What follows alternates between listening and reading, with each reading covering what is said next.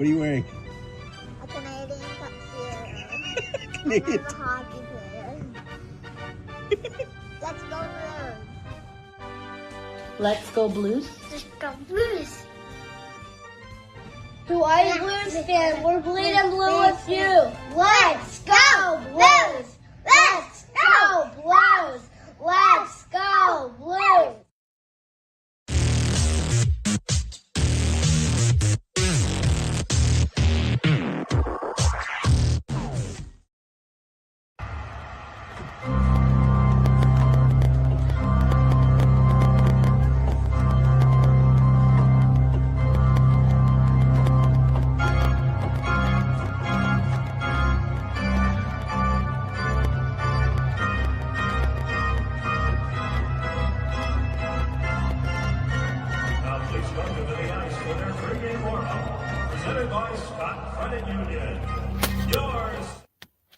BlueNote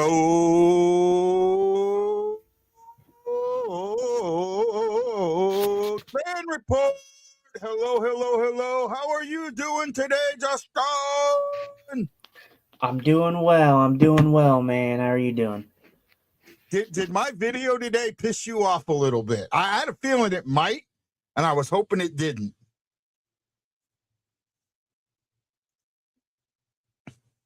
It's a big full-size sandwich. It's a big I'm sandwich.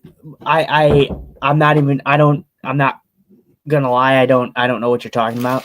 I probably saw it, but if I did, what video are you talking about? Oh, are you talking about the pregame prediction or the pregame prediction? Yeah. Where I had a mixed feeling on it. I'm not angry. I think it's pretty much a general consensus of this Blues team for the most part. But for me, the thing I disagree with, there's a thing that I agree with you completely, and there's a thing that I don't agree with you. And I'm sure you know what I'm going to tell you on what I agree with and what I don't agree with. Yeah, go for it.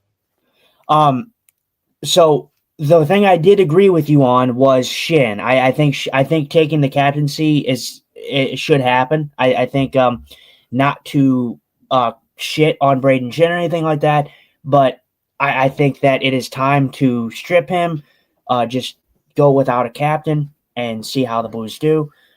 But the thing I didn't agree on was the fact that it's a wash of a season. The Blues are still not out of it. They're still statistically in it. And I understand that statistically they are in it.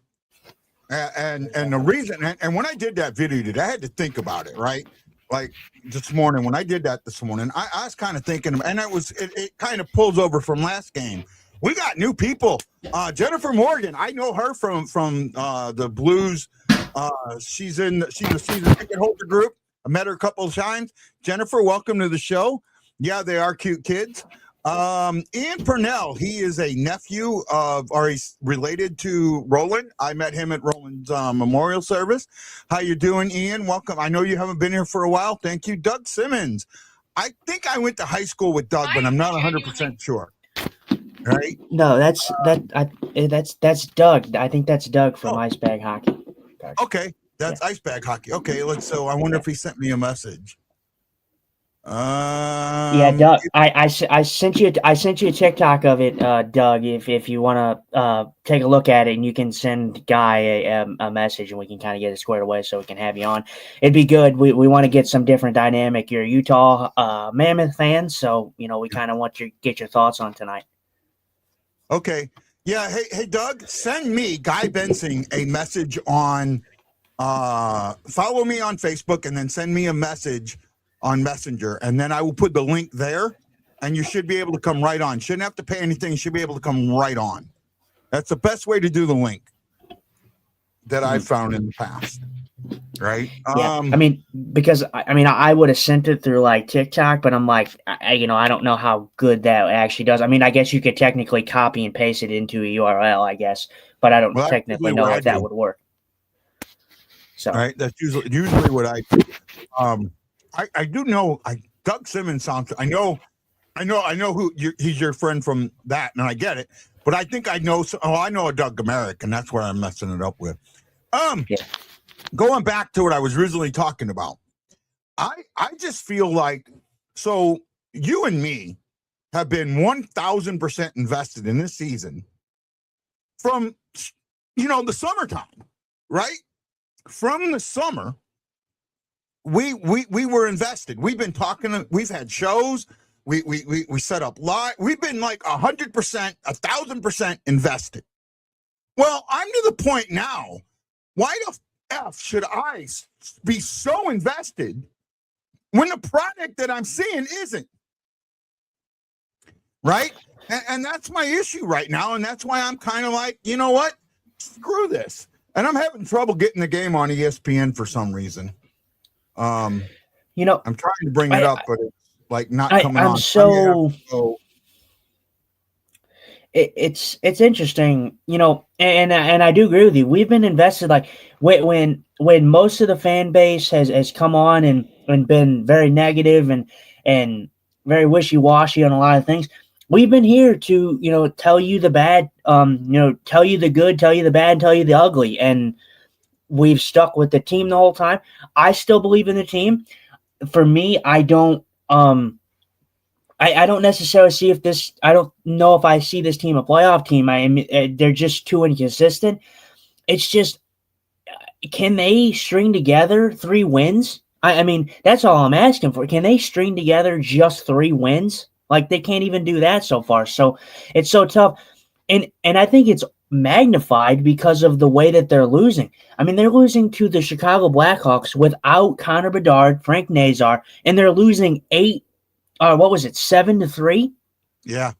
I mean, granted, I will say, guy, I'm still sticking with what I said. I'm not flipping from what I said. I get it. The Blues got to play better, but Chicago got momentum from that BS thing that we saw in the game the other night. So, and you know what? I get what you're talking about, and we did the reel on it, and the reel did really good on YouTube, right? Mm-hmm. Over 1,000 views on reel on YouTube. But before you answer, I want to preface this. Yeah. I get it. It is I get it. As a Blues fan, it sounds like a homer, stupid take. But I'm sorry, hockey is built on momentum, and when you give a team that doesn't deserve power plays, free power plays when they don't deserve them, and they score on them, especially on home ice, they're going to take it and run with it. And that's exactly what the Blackhawks did. And like I said, they lost 7-3. It was 1 goal on the board from a bad call. The Blues got to be better. They did come back in that game, like pretty much immediately. They tied the game up, but it just felt that the Blackhawks just had the momentum after that. That's what it felt like to me. Yeah, well, and you're right. You're right. The momentum shifted from that, and I didn't have my issue with this, and I talked about it in the reel. My whole issue was if they'd have dropped the puck right away, right afterwards, right, I'd have been fine with it, and I'd said, okay, I get it. But they had a commercial break. They had like a 1.5 minute, 2-minute commercial break. That's more than enough time, especially when they put it on the big board, showing that he got hit by his own player, for the refs to get together and say, maybe we messed this one up. And they didn't. Right? Yeah. And I'm in agreement with you. I wouldn't have thought anything of it. I would have just said, oh, man, that's a terrible call. If they drop the puck, like you just said, if they drop the puck immediately, you're not thinking much about it. You're like, okay, it's done, it's over. But like you said, they went to a commercial break.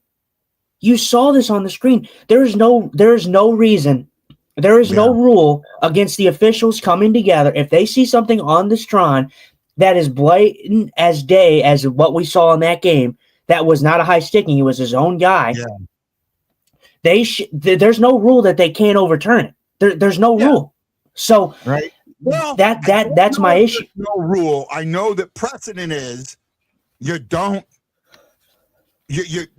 review, quote unquote, you can't review a penalty. Mm-hmm. And I completely get that. 100% get that. Have no issue with that. Paste. I think I'm getting Doug the link now. There we go. Doug, you should have a good link now. But if you're there, I think I just got you a good link. I had a little problems. I was struggling getting you connected. Oh, there he is. Let's welcome in Ice Bag Hockey Cards, Doug Simmons to the show. Hello, Doug. Welcome to the show, buddy. Hey guys, how's it going? Hey, What's up? What up, dog? How you doing? hanging in there. Get ready for this game. That's good, man. Glad to have you on, man. I'm glad that we could get you on. You know, Yeah, get no a little kidding. bit of collab going with Utah and the Blues, and I definitely want to get your thoughts as a Mammoth fan. You know, hopefully you get some Mammoth fans in here, and that'd be nice. Yeah, I hope so too. But this game is going to be it's going to be very important for the Mammoths, staying in fourth place in the Central. And it's even more important for your guys this season. Hopefully you guys can get back up on back into there, because I'd like to see you guys and I in the take over the two wild cards, because I don't want to see anybody from the West because they all suck. Doug, it's nice to meet you. I'm Guy, the Hawaii Blues fan. I know you've been connected with Justin in the past. It's nice to finally meet you. Yeah. I don't do a lot of the TikTok. I have some things going on, and I'm 5 hours behind the East Coast, so that has a lot to do with it, right? By the time the news is out, it's too late for me to do anything with it. I'm just now getting up, and the news is already out, and so it's behind a little bit. So I know Justin does a great job with that. Are you one of those 1 to 8 guys when it comes to the playoffs? No. You like this current format? No, I don't like this one either. I want them to do something totally different to set us apart from everybody else, from college basketball, college football. I even the soccer, the FIFA. I want us to be totally separated. I don't know what they need to do, but they need to separate us from everybody else. The best they've ever done as far as that goes was at one point they were the only one that was reseeding. Yeah. Right. They were the only ones that reseeding. And the problem with that, here's the thing. And the NHL, so I like the current playoff format, believe it or not, right? Because I think there's some fallacy in the 1 through 8 thinking that a lot of people don't understand. The big thing right now is the fact that you have Colorado, Dallas, and Minnesota who are running away with the league. And one of those teams is going to be out no matter what in the first round.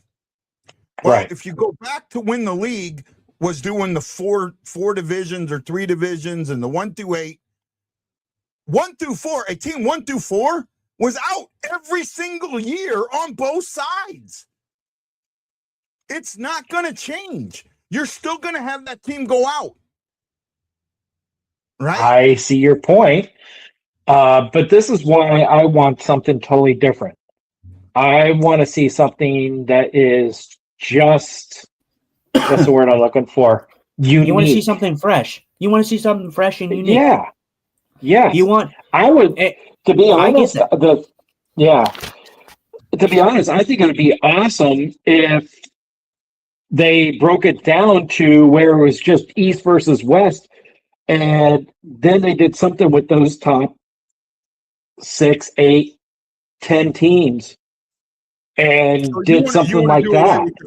You want to do away with divisions? No, keep the divisions.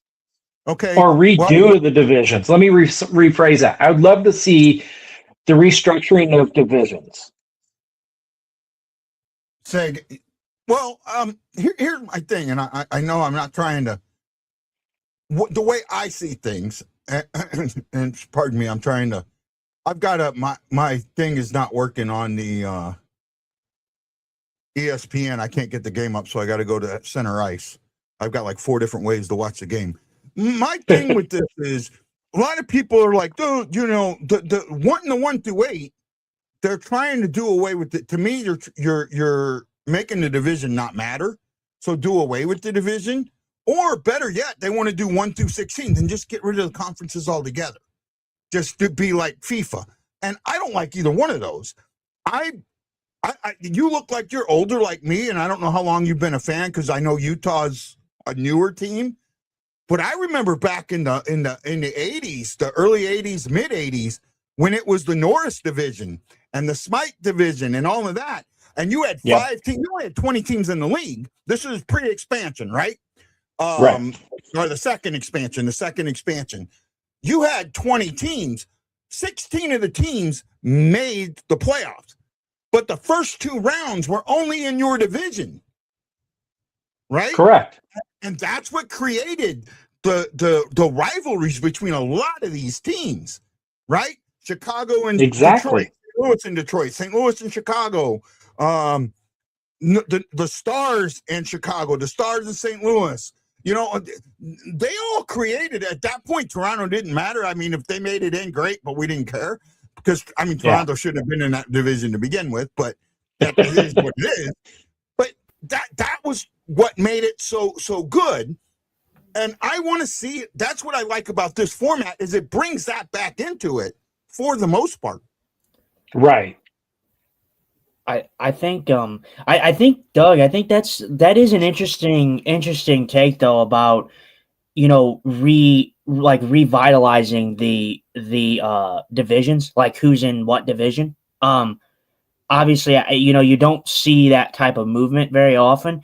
And, you know, the teams that are where they are kind of, you know, where they are. Like, it's not like you're going to, like, put, like, Edmonton in the Central Division, you know, because they're not Central, you know. So, I get what you're saying. There is a few teams like, or I think Maddie was talking about, like, a team like Nashville. Nashville could technically be in the Eastern Conference, really.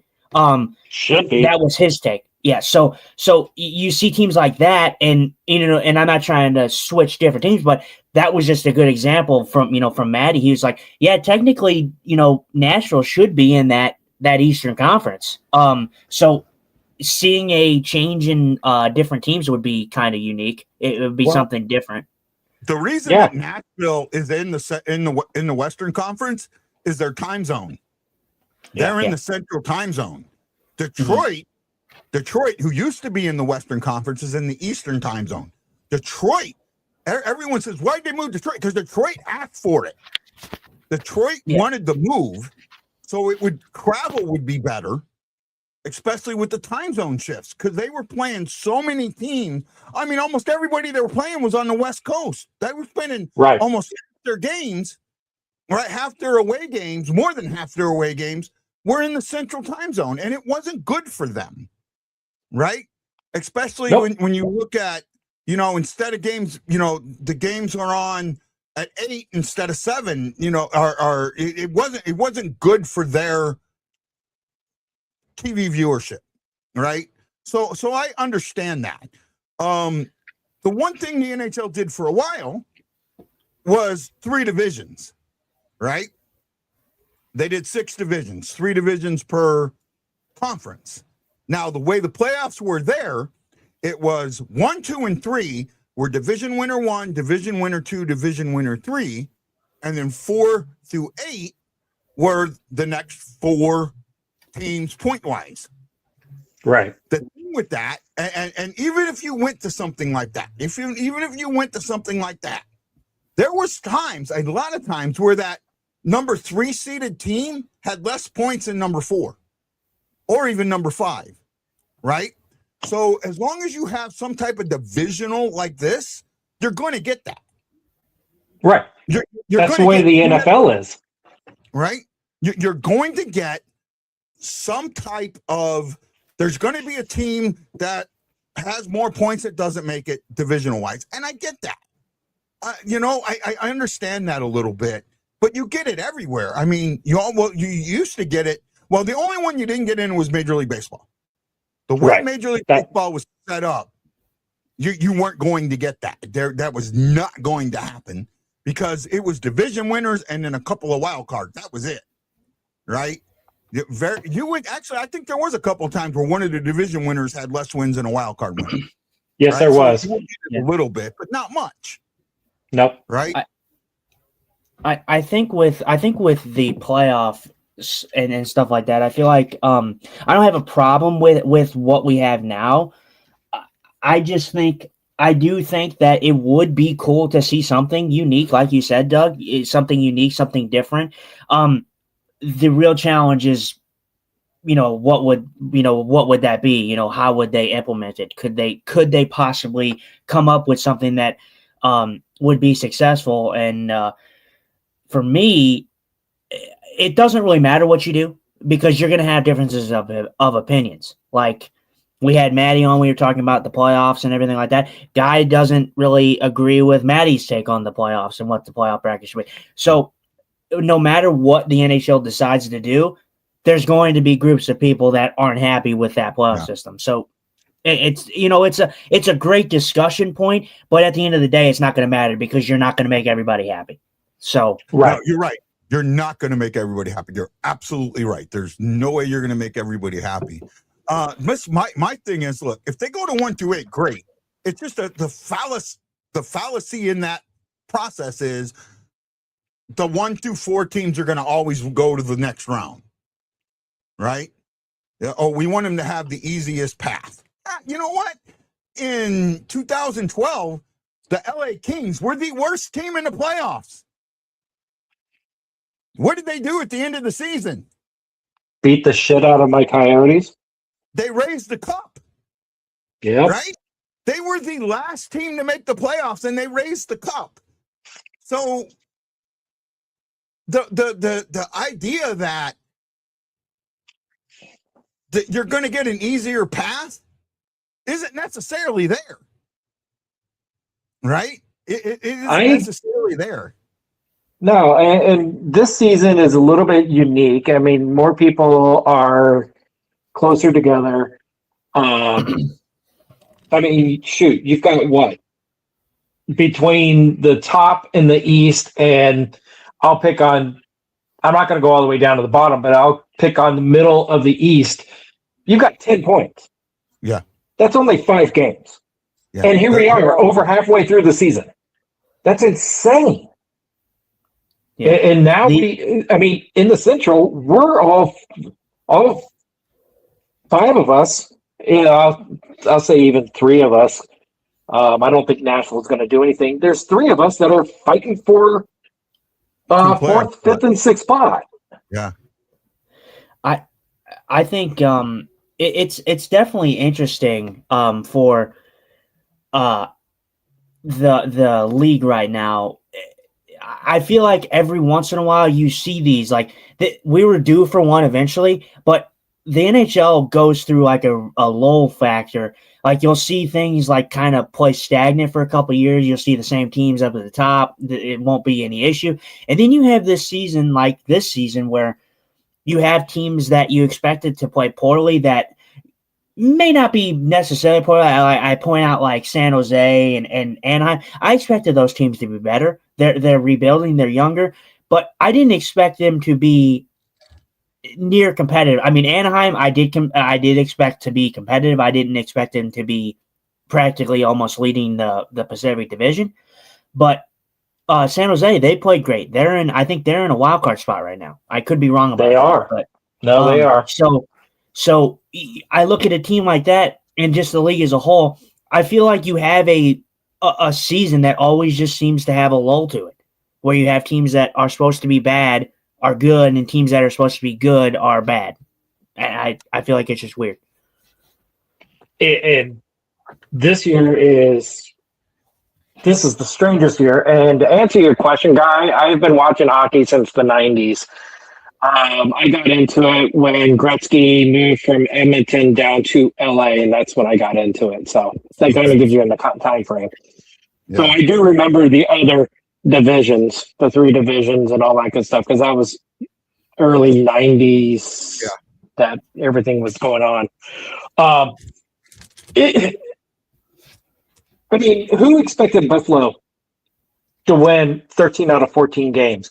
Who expected the San Jose Sharks to be as good as they are. And the biggest surprise for me is Seattle, who did nothing Seattle. in the offseason. Yeah. They did absolutely nothing. They got rid of people. They brought in some other little people, but they didn't do anything.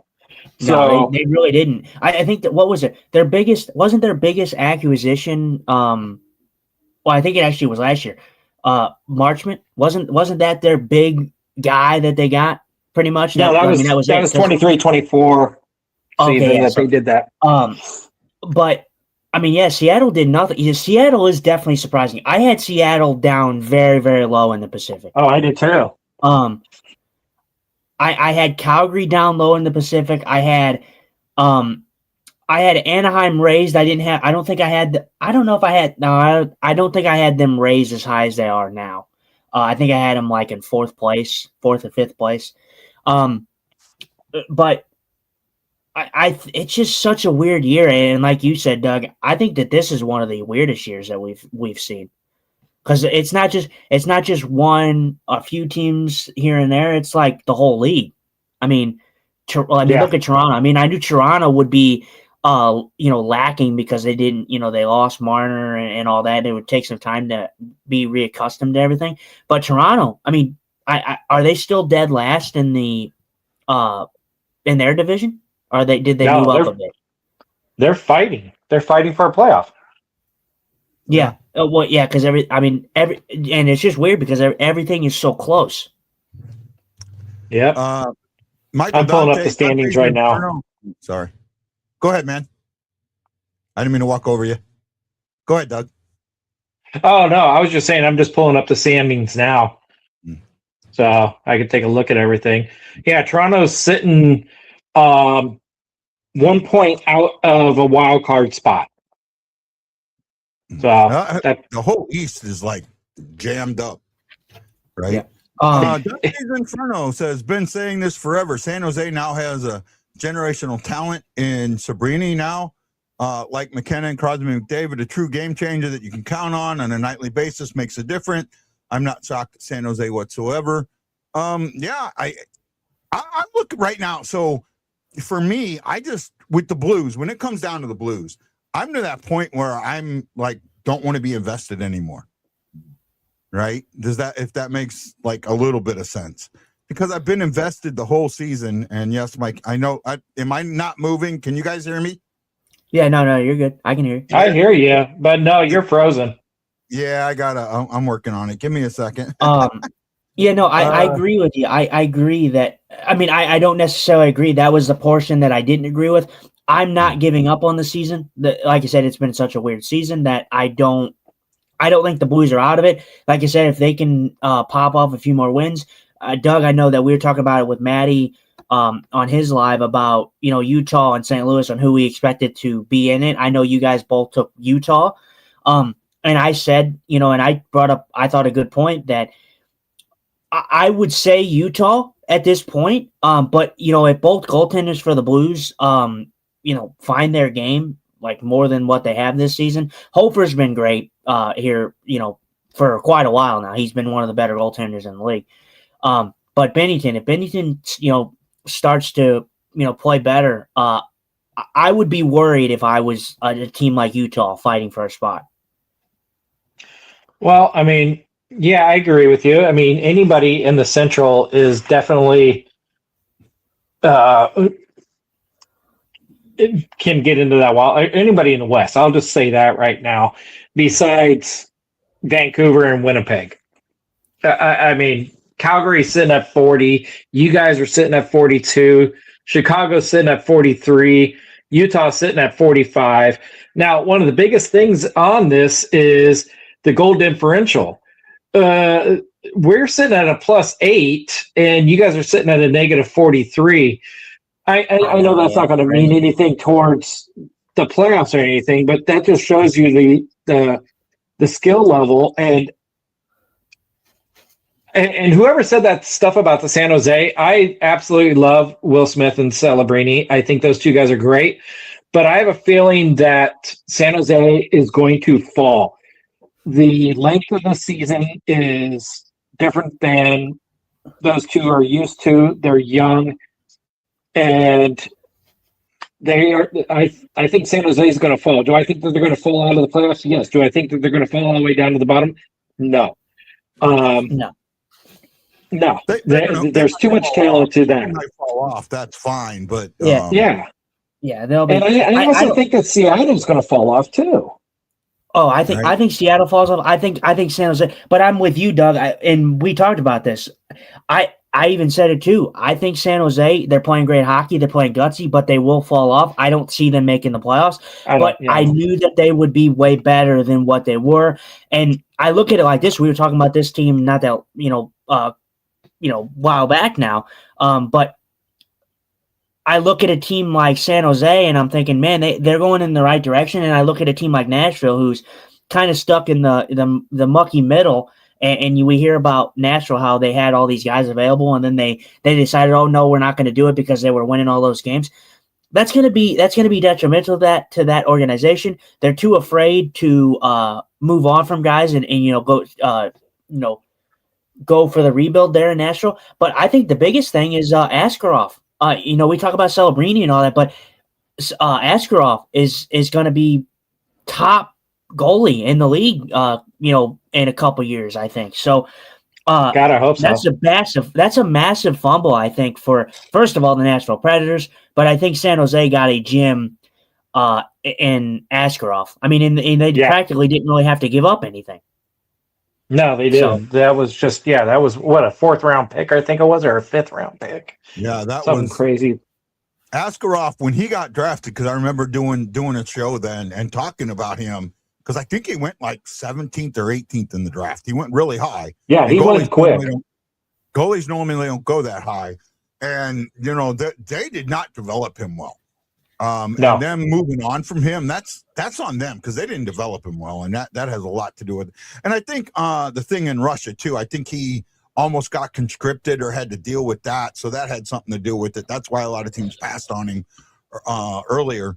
But again, Nashville didn't handle that well, and hopingly things will change. And Dante's Inferno, Mike Dante, my buddy, he says Bennington's debacle is not all on him. Team play in front is huge. However, as a goalie, you're still accountable and need to show your team that you can make big saves when things aren't going well. Benner is accountable when he allows 5 or more goals, which he's done plenty this year.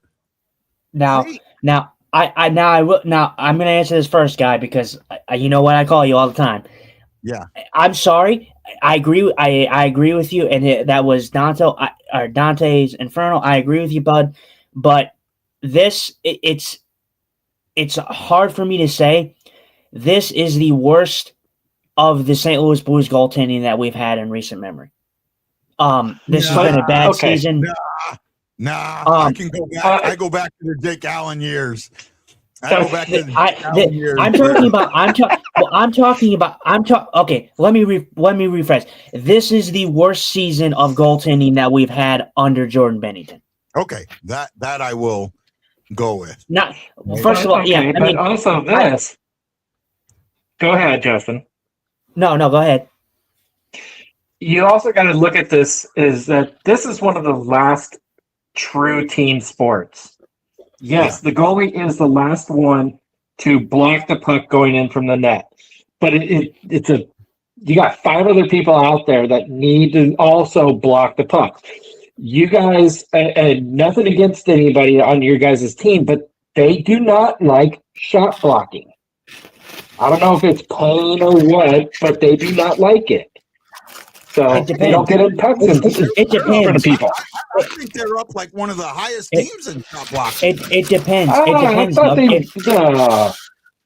It depends, Doug. If this team, well, first of all, that wouldn't surprise me if they are, because, Doug, the St. Louis Blues have not given up a lot of games. Like, they have not gone a lot of games giving up 30 shots plus. They've been in that 27 range. Like, they've been very good at not allowing so many shots on net. They used to, allow like 35 plus shots average on net against. So, I think they're better with defensively. I don't know if they count shots, but anything in the NHL that involves stats is always weird because I feel like they're always skewed sometimes. You see shots. I think Doug, me and you and Matt were talking about that on the live about how they kind of do the shots. I don't know if you were there for that one, but I know me and Maddie talked about it. That I don't remember that one. They kind of, if you ever look, I just want you to always pay attention. I look at the small details. Yes, it's a nitpick, but if you watch the shot count, there won't be a shot in a game, and teams will manage to somehow have 2 shots added on. 1 shot added on, 2 shots added on, shots taken away. It happens. So, if you get the chance, like you said, you're not watching the scoreboard, you're watching the game. But if you ever just pay attention because they do detract, they do deduct, and they do add shots. They do. Oh, I know. I see that. So, it's interesting that anything with stats is so wishy-washy sometimes. I mean, there's some stats that are fine, in my opinion, but me and Guy, we talked about this on our show last time, right, Guy? Or you being brought up? You said, I hate the way that they determine what a giveaway is, right? Or a takeaway or whatever. Takeaway and giveaways, I don't understand those. Because right now, in the league, takeaways are really, really high, and giveaways are really, really low. Well, last year that was reversed. Mm-hmm. Right? It's weird. It's weird what they consider. Giveaways are really, really high. Takeaways are really, really low. Last year that was reversed. So it feels like every time, the giveaway is just there's no set when it comes to that, and I can't find the block dot. I'm looking too. I'm looking on. Well, we're getting underway here in Salt Lake City here, but let's get into our predictions. Doug, how about you take it away, seeing as you're the guest? What do you think's going to happen tonight? Fight! Not yet. I mean, there's no fight yet. 5-3. I think Utah takes it 5-3. Oh shoot! How did you see that already? He's like 80,000 seconds ahead of me. That's correct. God. Yeah, I have to be on center ice because I can't. So I'm going to be ahead of you guys by probably about 20 seconds. Torchenko. McBain is just boom. McBain took him down. Yeah. Why would you pick a fight with a guy like him? Torchenko's a big guy, so Torchenko. That's Torchenko's character, though. That's not surprising. Torchenko's a great guy to have on your team. Fourth line right there. Yeah. I'm not surprised about that fight. I felt like that was that probably had something to do with the Logan Cooley thing, but then again, we talked about that. Doug even, he said to me, that play from Torchenko, because Torchenko was the guy that was involved in that. That wasn't a dirty play by Torchenko. That was a trip. That was at most a trip. Yeah. No, it was a good call on the ice. Well, no. The call on the ice wasn't good, Doug, because remember they kicked Torchenko out for kneeing. Never mind. Yeah, you're right. I totally forgot. Yes, that was they gave 6 weeks ago. Major and a misconduct. Right? Yeah, they kicked him out of the game. He got screwed on that one. But I do remember that now. The league didn't do any supplemental discipline, so that there tells me it wasn't a bad play. Well, right? And Logan Cooley was back, I think, the next game. Yeah, he was, and then he's gone again. Cooley was back in the game. He came back. Oh, no, he wasn't. No, he didn't come back that game. He played the next game, and I think he played the next 2 games, and then he was out. Yeah, it ended up being a bruise, right? We don't know exactly what. They haven't said exactly what. They're just saying a UBI or LBI. Excuse me. Yeah. Hey, Jason, this game is on KMOB 4. It's a local game in St. Louis, so it's not just on Fox Sports. So you might be able to get it over the air. It's over the air this time. So if you got a regular TV with antennas, it's over the air. So one of them rare games. Blues getting Blues getting 3 good chances, I think, right there. Yeah. So guys, I'm at Snuggling. 1839 and counting. Just to let you know where I'm I don't at. know. They're I just just pulled showing it up right on now another the thing Cooley. because I'm like, I'm not. Oh, are they? Yeah, I'm not. Yeah, now that I'm at I'm not 1830 too. right now. Yeah. Oh yeah, I'm about Okay. 25 I think we're a seconds little ahead of closer you. now.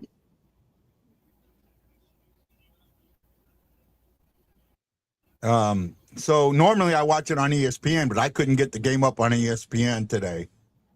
And that's why I'm so now I'm on. And what's really funny is I'm watching it on NHL Center Ice, and behind the actual game, you know, like what you get on the alerts from the reporters there, I'm like 2 minutes behind that, 2-3 minutes behind that. Oh, And jeez. already here, I'm 20 seconds ahead of you guys. The delay in streaming and on TV is ridiculous. Yep. And that's even weirder for you being on the islands.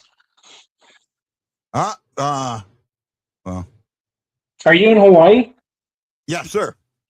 Which island? Yes. I'm on Oahu. Oh, okay. I'm a stone's throw from Pearl Harbor. Oh, nice. I love going Pearl on Harbor. the power play. Yeah. Yeah. Yes, they are. Blues going on the power play. On Blues going to the power play. All right. Disney Plus, yeah. So it might be on Hulu too. So he's at 1730. Yeah, probably. I don't know. Yeah, that might be. Yeah, that's where that's where it's at now. Who is it, Kevin? I'll let Who you is know that? when the face drops, so then you can figure out how far behind you are. Ready? I have no time up. 1730.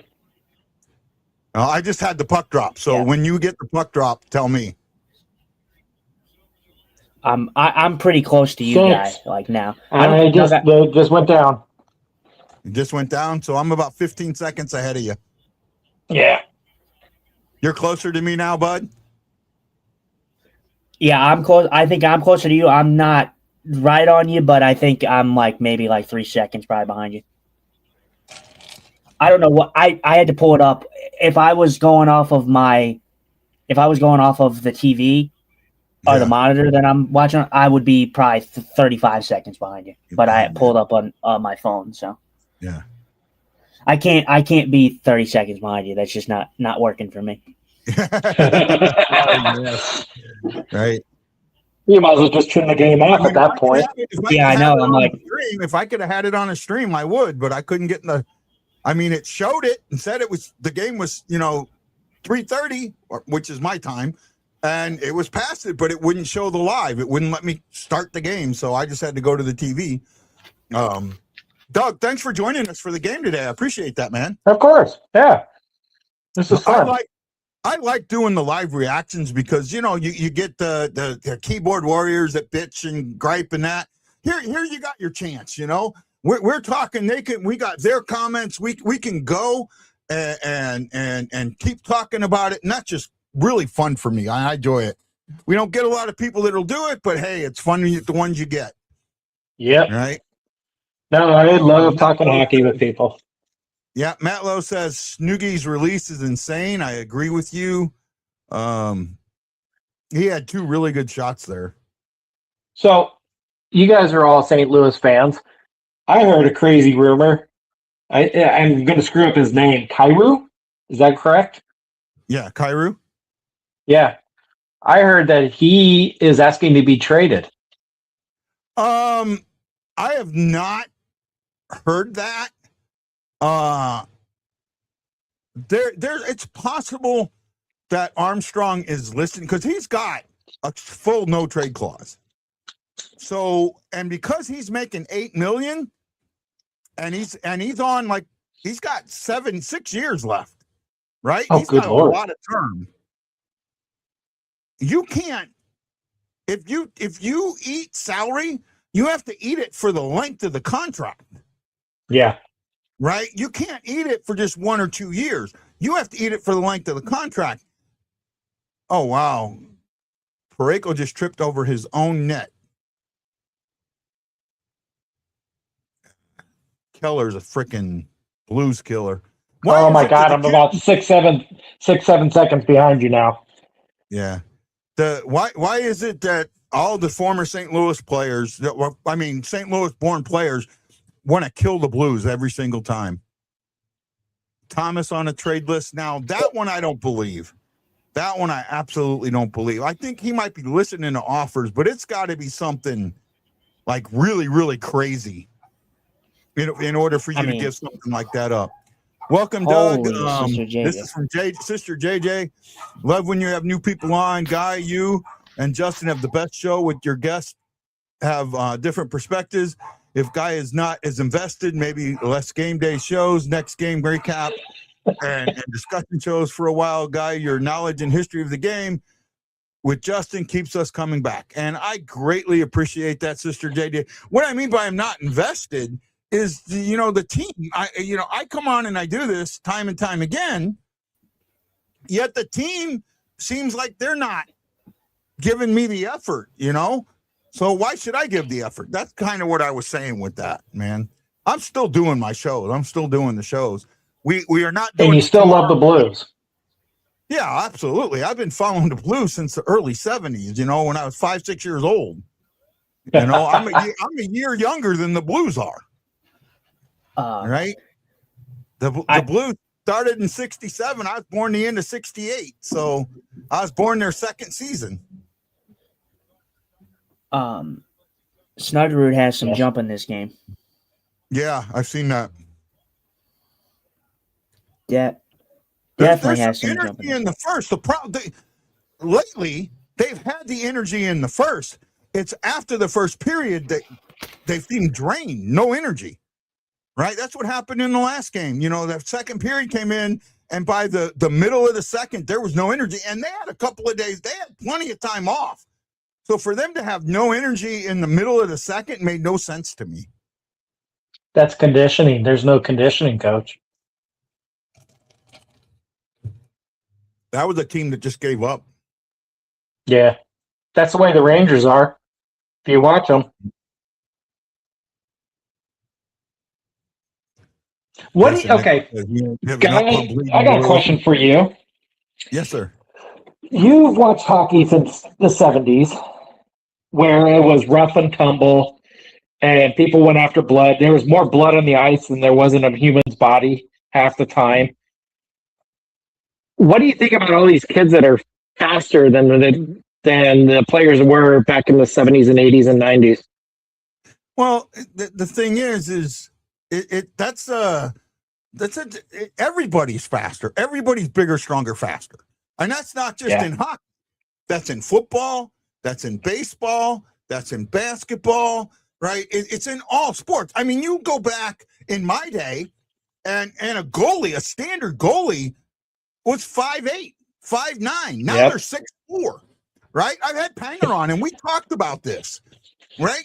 It's the hockey for the most part has done a very good job with paradigm shifts, right? Where, the thought process, the guy's too tall to be this position, or the guy's too tall to be that position, or too short, or whatever. That's kind of going away. And the skill of the player is being looked at a lot more. I mean, look at Walker. I have a pair of Walker skates, and I cannot get half my foot in Walker skate. I have his game-worn skates, and I can't get the guy's feet. He's got like a size 4, size 5. They're tiny. But he goes out there and gives up. He's David Eckstein. He's the David Eckstein of the St. Louis Blues. He gives it his all. Energizer Bunny every game. So the fact that, that style or whatever, I mean, it came down to this. If you're bigger than me and you can beat the living crap out of me, it's really hard for you to beat the shit out of me if you can't catch me. Yeah, that's true. I just love the grit of the game, and I just feel like we've gotten away from some of that, especially here in the West, where it's all about speed, and then the East is all about hitting. And don't get me wrong, I know there's a lot of teams in the West that actually do a lot of hitting still. I mean, Utah's one of them. Yeah. but it just seems like there's not as much rivalry as what there used to be. Do or dies. If I lose this game, I've got 81 more, or next season will be 83 more. That determination to beat the living crap out of your opponents, even though your friends, is gone. That's what I feel like. It's gone. There's a couple of reasons for that, right? One is delusion, right? The talent pool is slightly diluted. There's so many teams now. You don't see teams as much as you used to, right? In my day, even when they played 78 games, you'd see the Blackhawks 7-8 times. Yeah. Right? So now in your division, you only see a team 3 or 4 times. Right? Yep. 4 at the most. So the way that they've done it now, they've had to adjust it a little bit.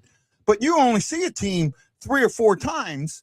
You know, so you're not seeing anybody consistently. Right? Thank you, St. Louis, for giving the greatest meme of the season with Hoffer hiding. That was a hilarious. Oh yeah, he gave himself a nice Chris Angel moment right there. Just Mom says, "Don't knock us 4 and 5. 4 and 5 in a woman is a lot different from 4 and 5 in a man. Trust me." Especially with 4 women's shoes are even smaller sizes. Yeah. And then John Hepner goes, "Back in your day when you were teaching Moses T-ball, you're as old as I am, jackass." So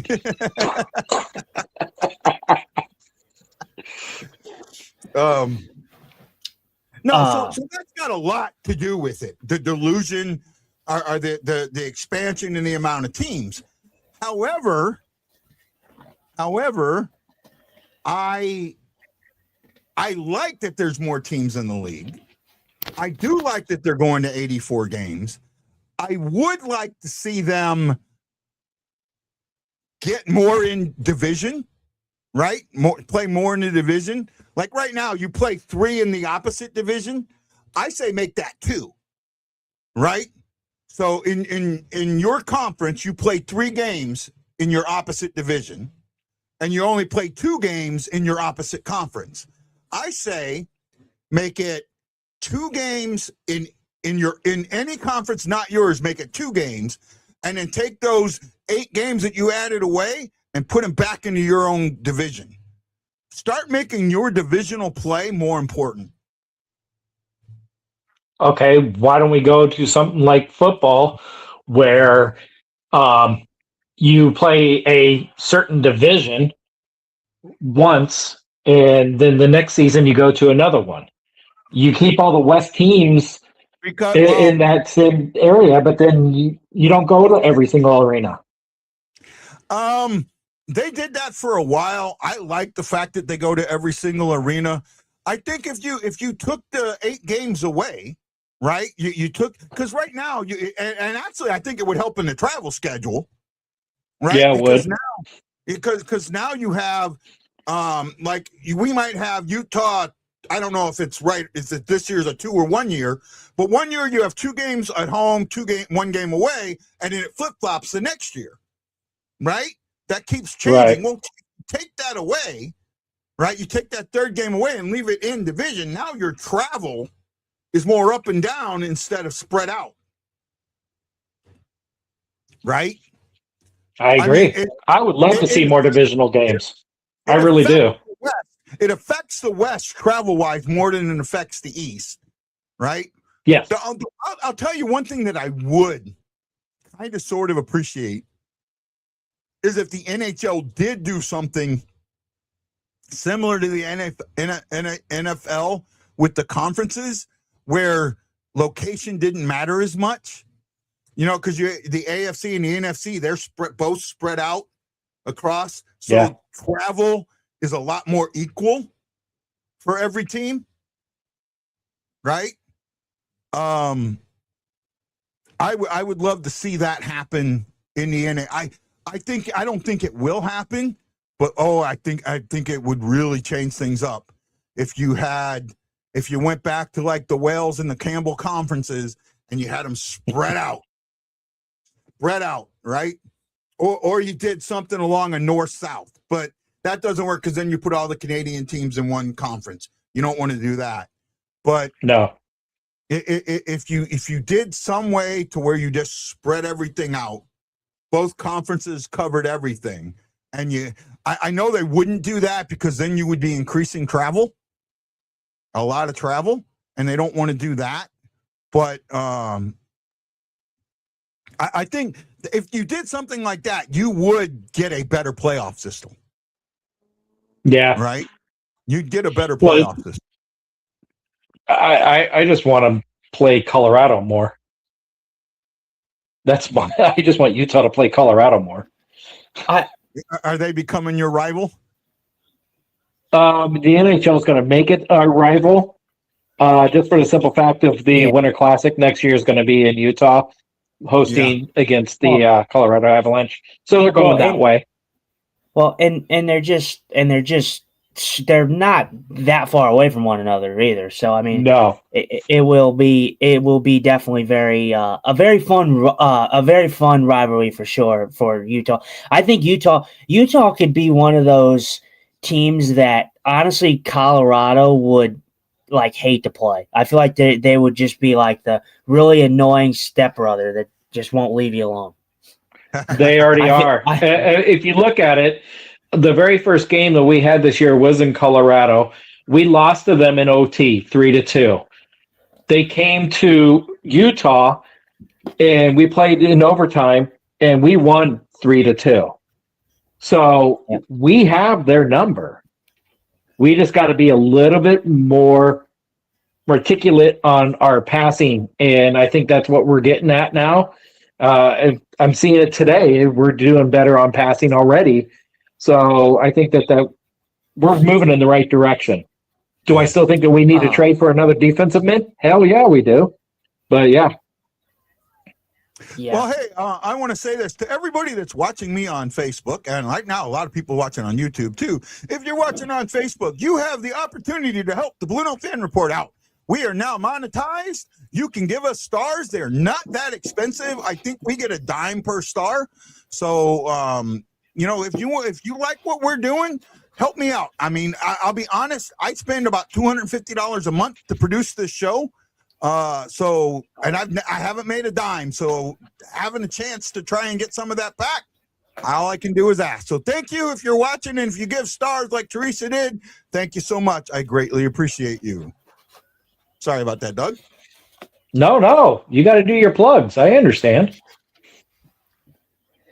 And also come follow me, Ice Bag Hockey. Buzzing around the front of the net. That's a good point. We had Doug on. It was kind of a late thing. I forgot that we were playing Utah. I wanted to get Doug on the show, but yeah, if you guys have TikTok, if you guys are on TikTok, obviously, follow us on the BlueNote Fan Report, but give Doug a follow at Ice Bag Hockey Cards. So he does some good stuff covering the Utah Mammoth. Are you on YouTube? Going to the game soon too. Doug, are you on YouTube also? I am. I just do some watching. That's all I do. Okay. I don't really post on there. Okay. Okay, I like that play. We finally saw something. I'll tell you what. I'm gonna be polarizing on this one. Kyrou, man, he's been not good. I mean, he hasn't been like noticeably terrible since coming back, but he has not been good. He has not been near good enough. Braden Shin. That was a high stick. Okay, they called it. Braden Shin, when people are shitting on Shin, I get it. I think they should take the captaincy off of Shin, if I'm honest. But Kyrou, I mean, Shin's playing better than Kyrou is right now. I mean, yeah, I think two things going on there. Aaron asked, "Is this the first time that we've our first game getting double-digit shots in the first period?" No, we've had that in the past. No, we've had it has happened. It has happened this season. But what? Oh, I think there's a dual fold thing there. I think first of all, the injury may be slowing him down. Guys will, they'll say they're 100% and they never are. And they'll come back, and that could be possibly part of it. And I do think some of this trade talk or the fan talk, right? And I've talked about this for a while. I still blame that on freaking a reporter. That looked like that could have been really good for a second. I thought Neighbors had a clear breakaway there. I think that reporter, what he did that day, really has just destroyed Kyrou, and he's never recovered from it. In all actuality, I mean, mentally, you're talking about.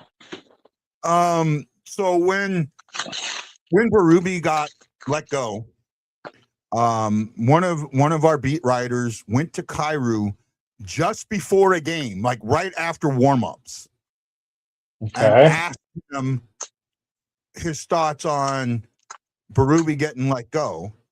And Kyrou's comment was, he's not my coach anymore.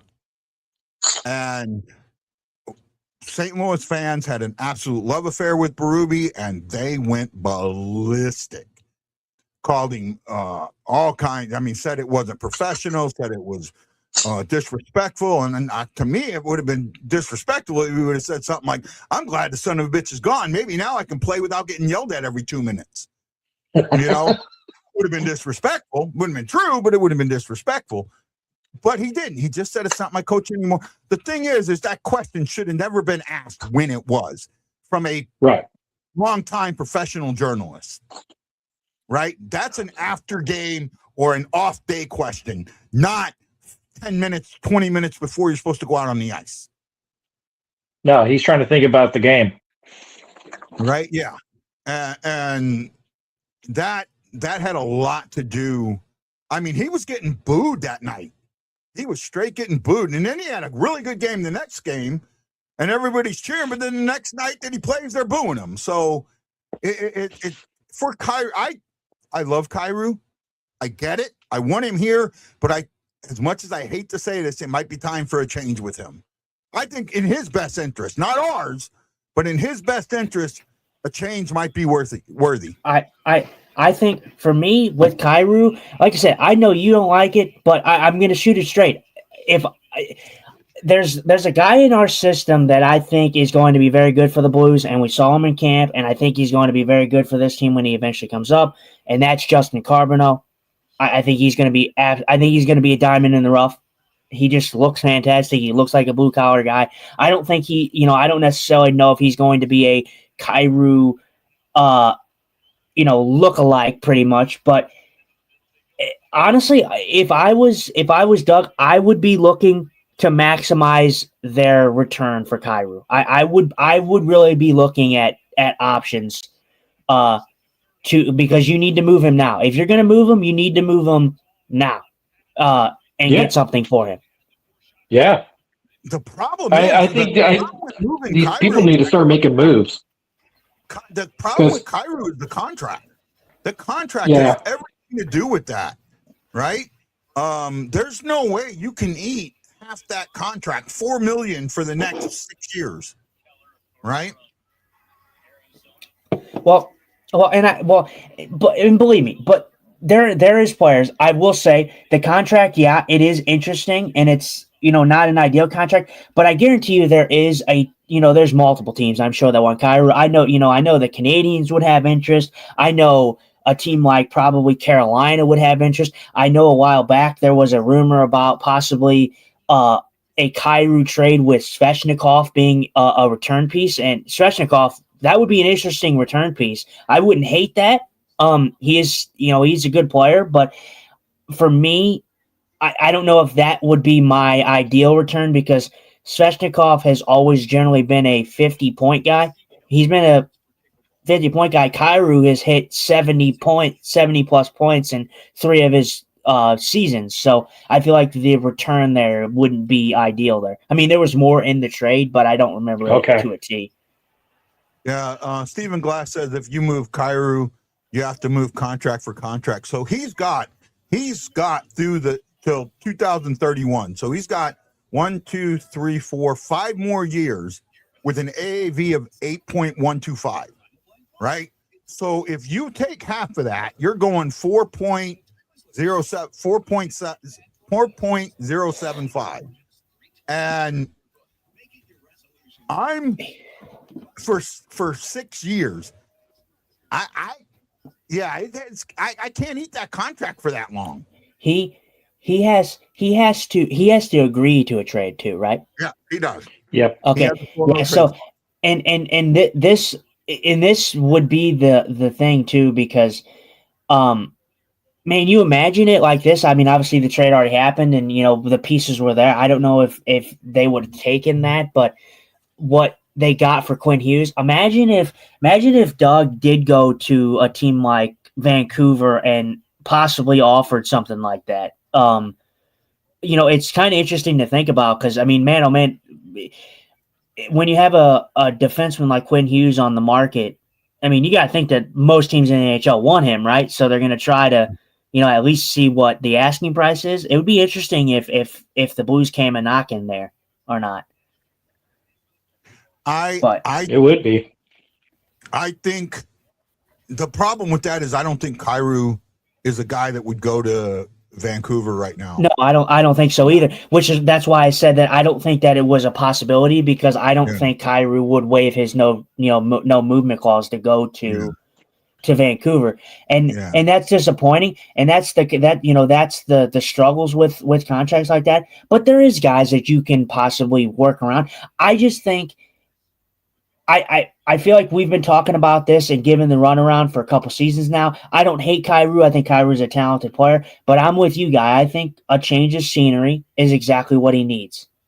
There's one thing that Kyrou could do, and it's so out there, right? It's so out there that I don't see a player doing this, but he has one option here. Oh, you're going to be happy, Doug.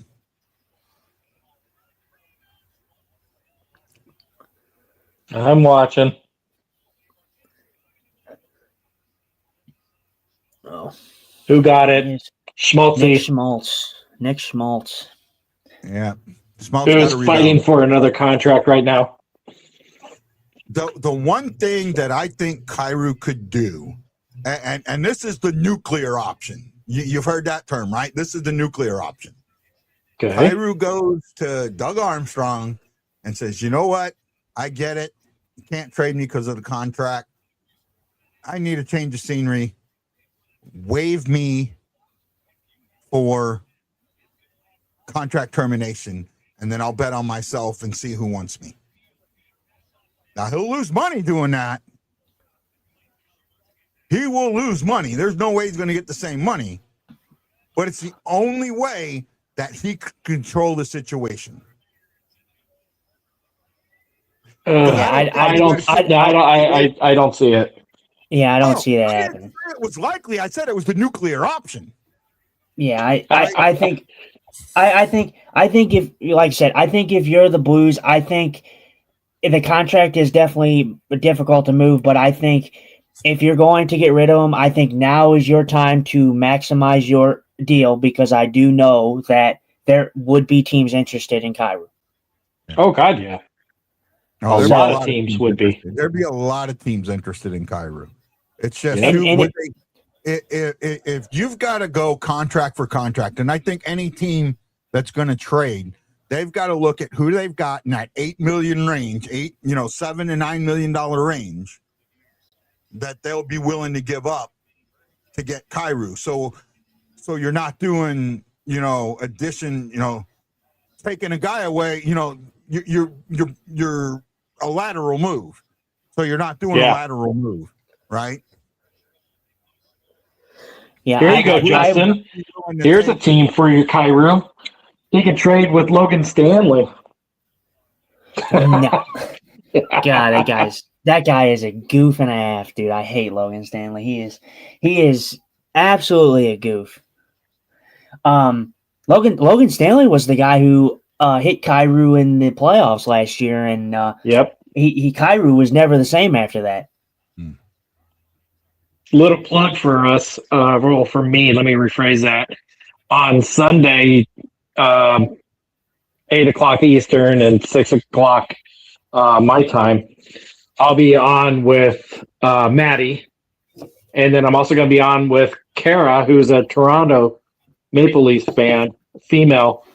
And that is actually one of the subjects that we're going to talk about because she sees it from the female point of view. And sorry, I'm also watching the game. She sees it from a female point of view on how much she hates the Tkachuk brothers. The what? The Tkachuk brothers? Yeah. They got a lot of slack for the Logan Stanley. I don't know. Guy said he doesn't really watch the TikToks very much, but I did the Logan Stanley thing when Logan Stanley he sucker punched Brady Tkachuk. I don't know if you saw it. Yeah, I did. And he didn't. It was bad because Brady Tkachuk. First of all, I know Brady Tkachuk is a shit disturber. Him and his brother do blur the lines between dirty and clean sometimes. But the fact that Stanley went up to him and Tkachuk's not even looking at him and he decided to sucker punch him was an absolute disgrace. Oh God! No, just buffoonery. And then you have the people in the comment section talking about, it's Brady Tkachuk. He deserved it. No, that's not how it works, bro. That's not how it works. It doesn't matter. Brady, I get it. They blur the line. But yeah. I know. They that's one of the things. And I've had, Kara's like a really good friend of mine. So, and I was telling her is like, hey, this is bad for the sport. These kids, and I'm using the kids on the ice because they're all way younger than Guy and I. Yeah. These kids are role models for the actual kids. And when a kid sees a sucker punch like that, they're going to think it's okay. Yeah. Especially on the ice when they're playing in 8, 10, 12-year-old age groups on the ice. Yeah. So that was my point of view of it. I just think it was very bad for the sport. Yeah, it was beer league stuff, and like I said, and I think Doug, I made a pretty good argument with Logan Stanley when I showed the two other videos along with the one that he had with Brady. I thought that those were two good examples. Someone was like, "Oh, well, the Kaprizov one, that one wasn't intentional, brother. The guy jumped on his back. I mean, you practically see him jump on his back, and he gets injured. He doesn't play the puck. He jumps on Kaprizov. Kaprizov goes out injured." And then you have the P. Suter one from just a couple of weeks ago, where he cross-checked Suter. Good trip, and they didn't call it. Man, the Blues, they're getting a lot of chances. Vemelka's coming up big. Get it in, man. Yeah, He's on fire today. Great energy. Let's just hope it plays into the second. I hope it doesn't. I'm sure you don't.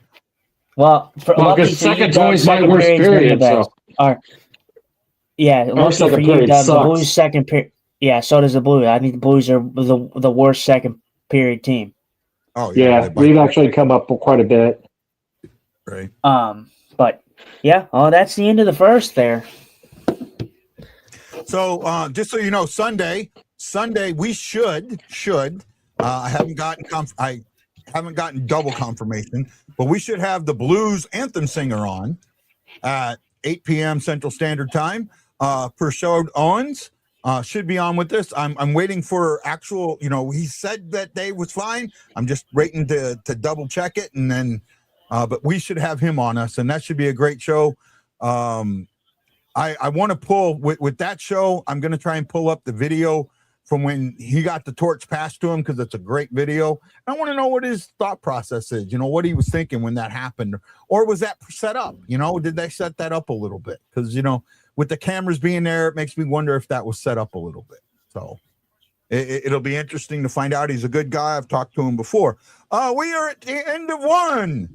Somehow, after playing a really good period, getting 12 shots on goal, taking 20 attempts, losing the face-off battle 32%, the 68%, the Blues are down 1-0. Yes. The Mavericks, on the other hand, 6 shots on goal, 17 attempts, 10 hits to the Blues 11. Every other number's pretty close to the same, and they're up 1-0 on a rebound goal by Nick Schmaltz. I mean, overall, it's not a bad period. No. No, I mean, I thought the energy for both teams was there. Both teams had energy in that period. It came down to the goalies, to be honest with you. It was Vimilka was standing on his head again, and like he's been doing for us almost all season. And Hofer, I don't think many people could have blocked that one, to be honest with you. No, so, that one wasn't on Hofer. I mean, that was just a that was not on Hofer. It was just it was just a greasy one. The only way I would put that on Hofer is the type of rebound it was, the fact that it went right out center, but he might not have had a choice, you know. That might I mean, the shot came from the outside. Yeah, he wouldn't have had much of a shot. It was just good. It was a good placement rebound. I mean, it was definitely a planned rebound shot. So I mean, you got to give it to. I don't know who did it. I think it might have been Keller that did it, but I don't know. Oh, it was. It was Keller. Yeah. So I mean, Keller, he's just a fantastic player. But yeah, just a good placement shot by Keller, then rebound. Hofer had no chance. I don't even think the Blues. I can't fault any of the Blues players. I mean, they got the rebound, they got to clear the front of the net, but like I said, just right place, right time, kind of thing. Yeah, I mean, the Blues had right towards the end. They had 3 or 4 shots right there on the net, and had a real strong cycle and net front presence, and just didn't get Vomilka. He stands on his foot. It was overall a pretty good period by both teams. I'm not upset at a 1-0 loss or 1-0 behind. All I can hope is that things get a little better, right? And Blues score. We didn't talk about this. I want to bring it up. Wendy kind of brought it up. And I didn't get to see the third period. I had something going on for the Chicago game. I had to take my daughters to the airport, so I didn't get to see it. But apparently, when it was time to pull Bennington, Hofer was not in the arena. Well, not on the bench. He was back, quote unquote, hiding. I don't know if in the United Center, if the goalie, because there's some places where the goalie does not sit on the bench. The backup goalie doesn't sit on the bench. There's some where he sits like on the other side of the arena. So I don't know how much that was. I don't know how much that was Benner saying he didn't want to come off the net. I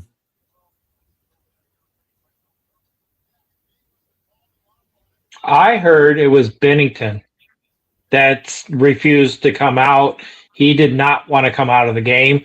He did not want to be replaced. That's what I heard. I know. One of the reporters on The Athletic did a story on it. I haven't read it yet. I haven't had a chance to read it. I might try and read it this weekend to see, get more info on it. But I it could be a little, something about nothing, and it could be. I mean, I'm just. Has anyone besides me had an opportunity to throw a cap on ice? The Blues haven't had a hat trick yet. The Blues haven't had a hat trick yet. They've been close a couple times. Neighbors has been there, I think, twice, almost, or two or three times. I think, or 2. I think.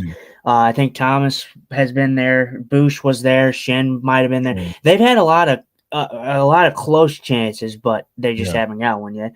In hat tricks, I feel that they're not rare, but I feel that you don't see them like a crazy amount. That's the whole point. I mean, hat tricks are kind of a rarity. Yeah.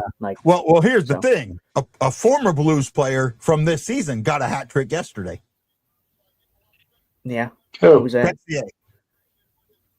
Texier? Yeah. He got a hat trick in Montreal yesterday. Yeah. Cue the Blue fan. Cue the Blue fan. Or Blues fans. Oh, well, I knew we shouldn't have gave up Texier. Yeah. Okay. Yeah. Okay, buddy. Like they had all the trust in the world for Alexander Texier. Yeah. Like they thought he was the missing piece for the St. Louis Blues. No, not in a long shot. Like I said, a blind squirrel finds a nut every once in a while. So, Yeah. So on that hat trick there, I will tell you, my Utah Mammoth are on top of the league with 4 this season so far. yeah, and one of them was against the Blues. Yep. Logan Cooley. What was it Yep. a few years ago? A Winnipeg Jet fan ended up getting a little over $1.1 million Canadian dollars because a Jets player, and I can't remember who it was, scored 5 goals against the Blues. If they got a hat trick, they got the thing was, if you got a hat trick, it was a shopping spree at a supermarket. If it was 4 goals, it was 100,000 Canadian dollars, and if they got 5 goals, it was $1 million. But it was cumulative, so you got each. You got each one. You won each one if you kept getting added prizes, and so yeah, I mean it happens. God, I can't remember who that was. I know it was Winnipeg. I'm pretty sure it was Winnipeg. Yeah, you definitely. Speaking of Winnipeg, Huh? Speaking of Winnipeg is up over LA Kings 5-1. Yeah. Well, that's not all surprising. LA, like me, I know LA are pretenders. I'm sorry. I mean, they are afloat of that division because the Pacific is so bad. I understand that, but Winnipeg scoring 5 goals in a game? That's pretty rare this season. Well, you know me, Doug. Doug, if you know me by any chance, bud, you know I'm definitely not a Winnipeg Jets fan. After that, I actually used to cheer, and want Winnipeg Jets to do well. After the playoff series and the absolute incompetence of their fan base and their organization, their coach crying about physicality in the playoffs, I will never have respect for the Winnipeg Jets.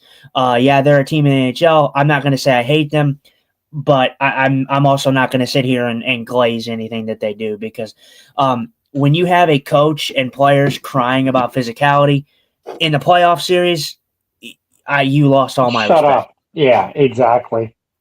Yeah. Exactly. I don't, and Doug, I'm dead serious. I don't know if you caught any of obviously the Utah Mammoth were not in it, so I don't know how much of it you watched. But if you watch Scott Arneal's, some of his comments after the games, about physicality and how the Blues were out there intentionally trying to run their players. I mean, it was just embarrassing. It was embarrassing from a coaching standpoint, to even say something like that. I mean, the Jets, the best way to describe the Jets is they don't know how to battle adversity. They never have. I feel like their adversity, they cannot overcome adversity. The old Winnipeg Jets, and Guy will remember this, before they originally went to Arizona, they didn't play very well, but they had a lot of grit to them. They did like to hit. Yeah. So that period of time in hockey, mid 80s to early 90s, there was a lot of, you're and if you've seen the Ice Guardians podcast recently with Brett Hull and Kelly Chase, they had the Blues Warriors coach Bob Basson on, and they were talking about Bob Probert. The guys like Bob Probert were not the exception; they were the rule, right? Yeah. And now they're the exception. You look at there's probably about 5 or 6 guys that are Probert-esque in the league now, where there used to be, the entire fourth line and the third line or the third defensive pair were those guys, right? Yep. So I mean that has changed a little bit, and again, it's changed because guys figured out if I'm faster than you, you can't hit me. Yeah. And that's why it changed. right? Yep. You can put those guys on the ice all you want, but if they're not quick enough to hit the guy, he ain't gonna hit anybody. Nope. And guys Right. like Tyson Nash and also Biz Zanet, they went to the wayside. Yeah. I remember Tyson Nash. I got to meet Tyson Nash once. Right. He's a good guy. Yeah, really good guy. I have enjoyed hockey. To me, it doesn't matter how bad your team is, it's still an enjoyable sport, right? Yes. I will say this, for the most part, get spoiled, because when I did really come into my own as far as watching, when you're 5, 6, 7 years old, you're cheering for anything. You don't know, right? But when you hit that 8, 9, 10-year-old mark, right? And that's kind of where I was, 10 years old. I'm 78. That's just starting with the Blues really getting that momentum going. And that's when I started watching hockey, and that's when the Norris division was the Norris division, right? They used to call, I remember Chris Berman used to call the NFC North the NFC Norris division, because those 4 teams beat up on each other, the Bears, the Packers, the Lions, and the Vikings, like the Blues, the North Stars, the Red Wings, and the Blackhawks in Toronto beat up on each other, right? But I also remember a lot of 1-0 hockey games in the playoffs, right? Yes. Because the physicality went up, and it was somewhat of a keep away, right? Playing keep away. Yep. So that's gone away a lot. That I do like that's gone away. I don't know what happened that the goal scoring has dropped as much as it has. I mean, are there guys out there that are not as good as Gretzky was, has Paul was, Lemieux, Yager, as Yager was, yeah. Right now in the league, there's only 2 guys that I think are on that level of those guys. One's obvious, that's Ovechkin, right? Yep. But the only other guy that I think is even close, I don't know. I'll let you guys see if you think, who do you think there's somebody else that's in that same realm as Ovechkin as far as goal scoring goes? As goal scoring? Mm-hmm.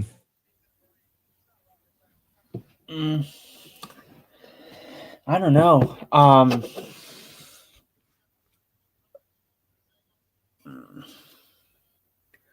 don't know. That's a good question. As of right now, Yeah, like in the league currently, Closest one I could think of would be McDavid, but I wouldn't put him even in that. Yeah, I wouldn't put him in that league at all. I feel like. Are you thinking Crosby? No. Nope. Is it? Are you for? Are you saying that we're missing? Are we missing? Are you saying that we are that like your opinion on this person? Like this is who you think? So the question is, I'm looking for the guys that we mentioned: Gretzky, Hull, Lemieux, Yager, Ovechkin. They were pure goal scorers, right? Correct. That's what they were. There is one other guy in the league right now that I think is a pure goal scorer. Nathan McKinnon. No. Younger or older? Middle age. Middle. That doesn't help at all. Kucherov? No. Kucherov is not a goal scorer. Well, he's just a great player overall. I love Kucherov. Yeah, that's why I asked the question if he was a goal scorer or not. And yeah. Well, I mean, God. Well, and McDavid was a good guess. You guys. McDavid was a good guess just because of how he was. but McDavid, his passing ability is underrated too because he sets a lot of guys up. Like he can score, but the only other guy that I think is just a pure goal scorer that doesn't really do much assisting is Austin Matthews. Bingo. That's who I was going to pick. And Yep. for me, and I'm sorry, but Austin Matthews, and that's fine. He is that, but Austin Matthews doesn't touch Ovechkin in my opinion. I think to me, it's an unpopular opinion. I'm not the biggest Matthews guy. I think he's a good player, but I think a lot of the players around him, especially when he was playing with Marner and, just the guys around him, help him be able to be the goal scorer. I kind of like it when my centers, especially seeing as he's a center, can do multiple things. McDavid can score, he can assist. Nathan McKinnon can do the same thing. I just think it's more valuable, especially nowadays in this NHL. But if you're talking about pure goal scorers, I think Ovechkin is the guy right now currently. Austin Matthews, I'm sure a lot of people would make that comparison, but I don't think he's quite on that level. I really don't. You also got to remember there's 10 years in between them too. So actually more than 10 years. Well, and I get that, but Doug, it's not even that for me. It's just the fact of the type of player to me. I get that they're years apart from one another, but how long has Matthews been in the league since 2015, right? Something like that. I think 2015 or 2016. I think it was 2015, and so he's been in the league for what? About this is his 10th, 11th year, season. Something like that. So he's been in the league long enough. For me, I'm not the biggest Austin Matthews guy. I think he's a great goal scorer, but a lot of that credit has to go with the teammates that he has around him. I think he has a great shot, but in my opinion, obviously age gap, but I think Ovechkin is just in a different league. I'm actually going to disagree with you. I think he's better without the supporting cast, and I think that he is actually just as good as Ovechkin is. And you got to remember that he just hit, and I don't know what his numbers are now, but he got the Toronto Maple Leafs all-time scoring number at 421. And I know he's done more since then, but that's half, almost just under half of what Ovechkin is. Yeah. And that's about half of what Gretzky was. So, Guy, yes, I do see where you were going with that. I agree with you. Part of this was the guys that I mentioned, Gretzky. So the guys at the top of the goal scoring are Gretzky, Gordie Howe, Ovechkin, Lemieux, Yager, and Hull. Of those 6 guys, 4 of them played together. Yager, Lemieux, Hull, and Gretzky were all on the ice at the same time in the same period, still scoring the same amount of goals. Right? And that's why we'll never see the 80s numbers again. Well, where he saw 8, 10, 12 goals a game. It was the goalie pads, right? That's true, goalie pads have gotten so much bigger. You look at old goalie pads, that had a lot to do with it. Yep. So that's a good point. So, okay, with that statement, then, are you saying that Austin Matthews is better than them? No, I'm saying he's on the same level as them. I'm saying he's on the same level. I'm not saying he's better. I just think he's a pure goal scorer. He's. You cannot talk if you're talking about those guys. How do you leave him out? I mean, you're talking. He's Toronto Maple Leafs are 8 years old now, 6 years old, whatever it is. Right? Yeah, something like that. And he's the all-time leader at 421. That tells you something. Yep. No, I'm not talking about on the ice together. I mean, I know they played on the ice together, but I mean, they played in the league at the same time is what I meant They were on the, yeah. by that. Yeah. And actually, a couple of them did play together on the ice when they were Canada. And yeah. Yeah. Right. So you had, well, I think Yager and Lemieux played on the Penguins together. Correct. They played, what I meant was they played at the same time as Hull and Yeah. Gretzky. Right. And Yep, back they're on, all. by the way. Yeah, I know. I'm watching. Good conversation. That's what's good about it. Oh, hey, I just got the confirmation. We are good for Sunday at 8 p.m. Central Standard Time That's awesome. with Prashard Owens.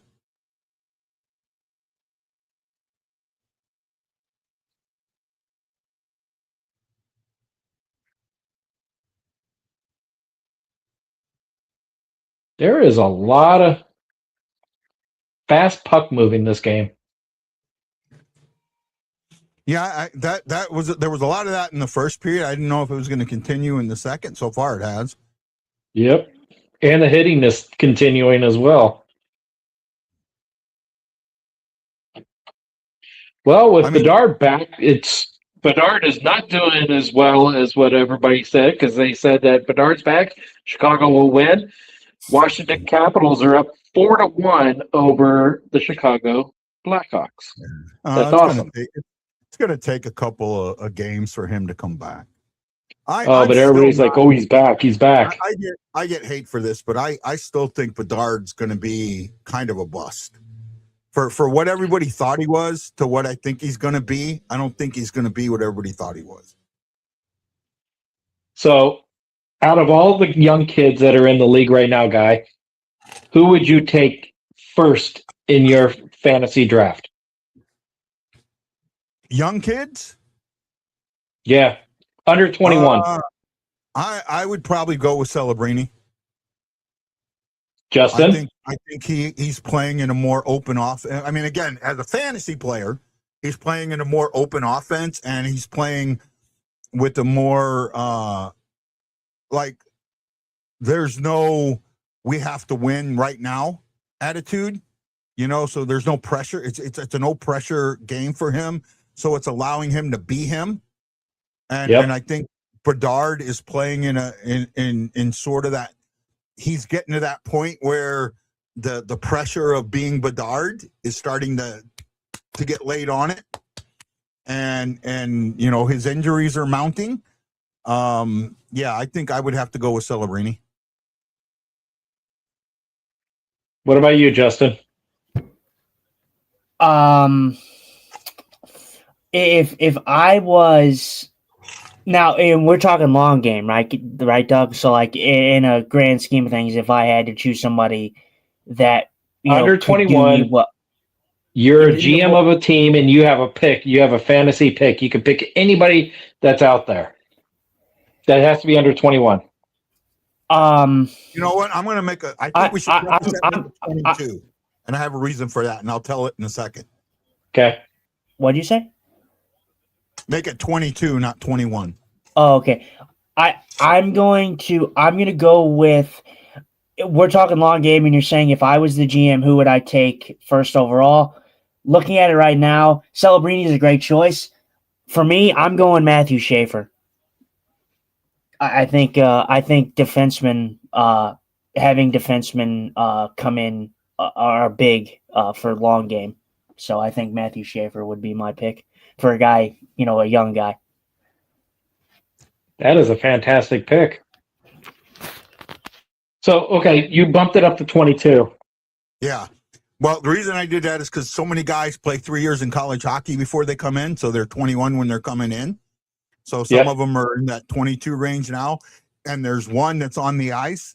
That long game could be a guy in that conversation in Jimmy Snuggerud, right? I mean, he's having, again, the Blues. The Blues themselves are not having a great offensive season, but if this problem gets fixed and they become the Blues who they were at the end of last season, or who Montgomery coaches, an offensive team, I think Snuggerud's going to be one of those guys that starts putting up the points. Yep. And that's So not being I will. That's just No. looking at the overall aspect of the game itself. He's got a very high hockey IQ. Yeah. I would pick Celebrini for the simple fact of I think his 200-foot game is fantastic.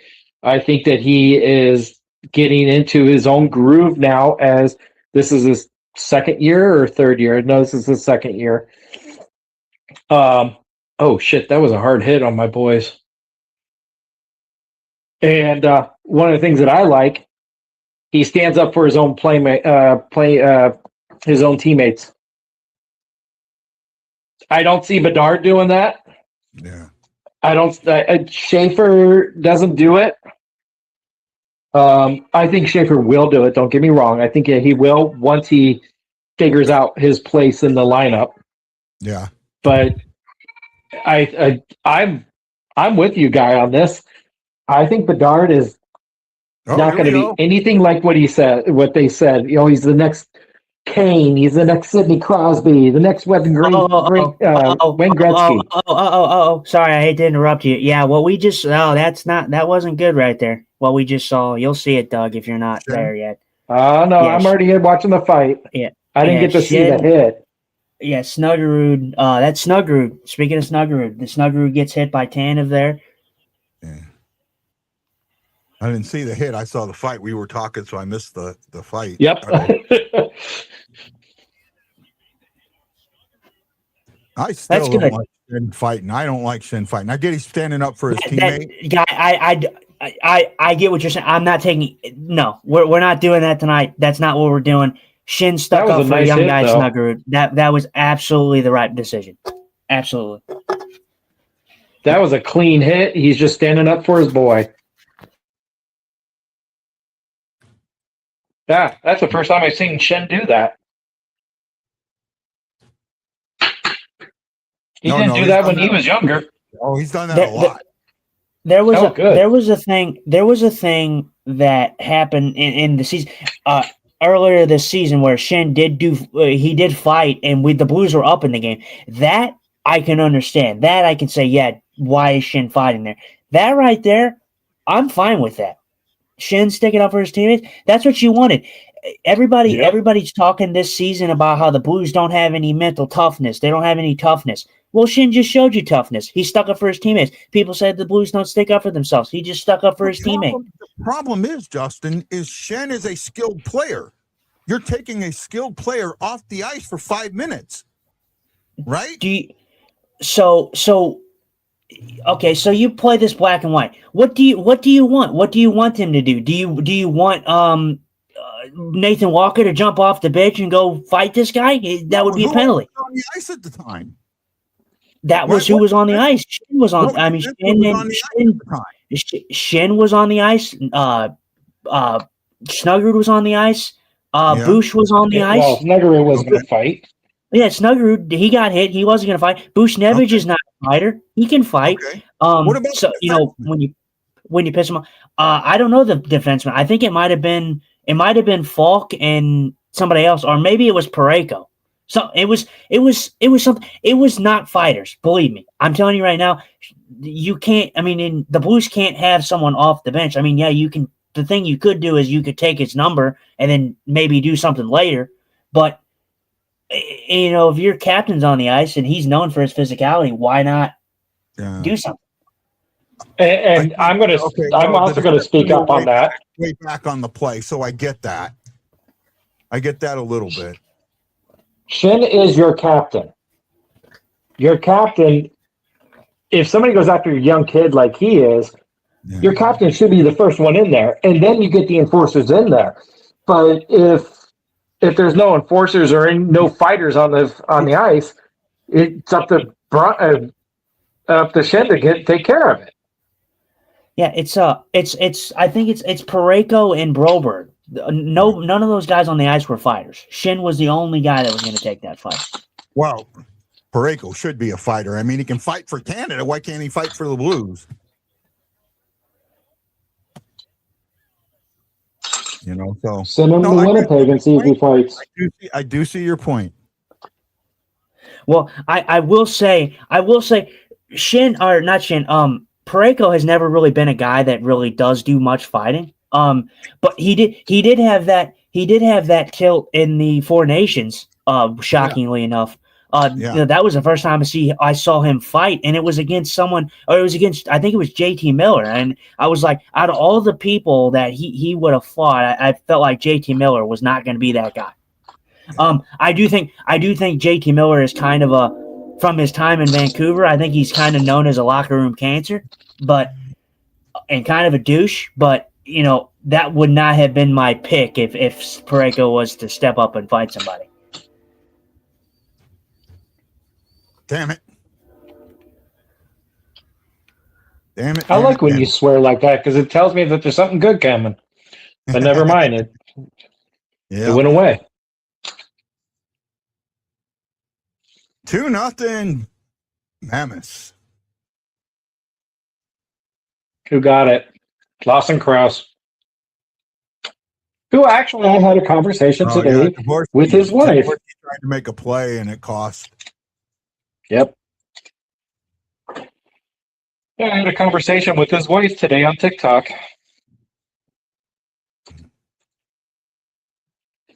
That was weird. I was a fanboy for a moment.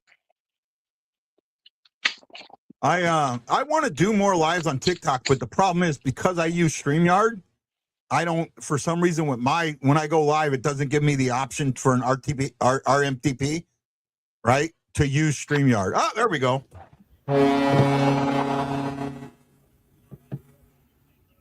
That's an answer. There's an answer from Sunquist. Sunny D. Sunquist. I will say that's probably one hole for one's back, if I'm honest. Yeah. Lawson Krause. I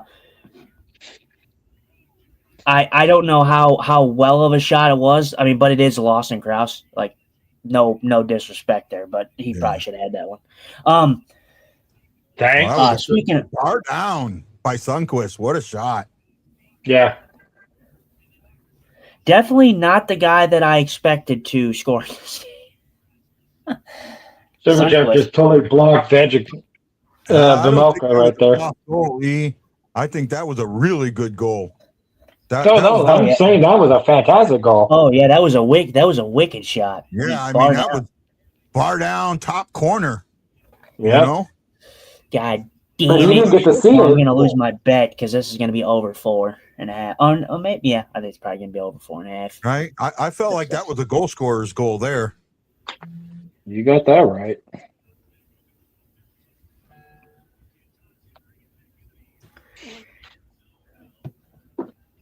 And your favorite player, Nathan Walker, with the assist.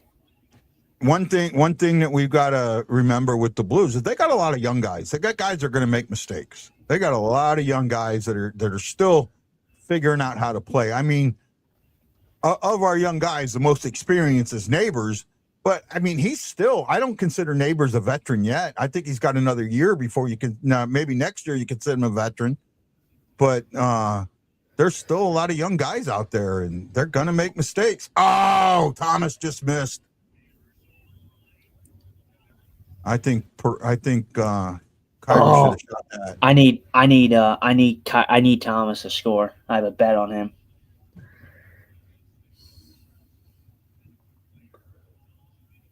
Oh, nice shot, Broberg. Broby.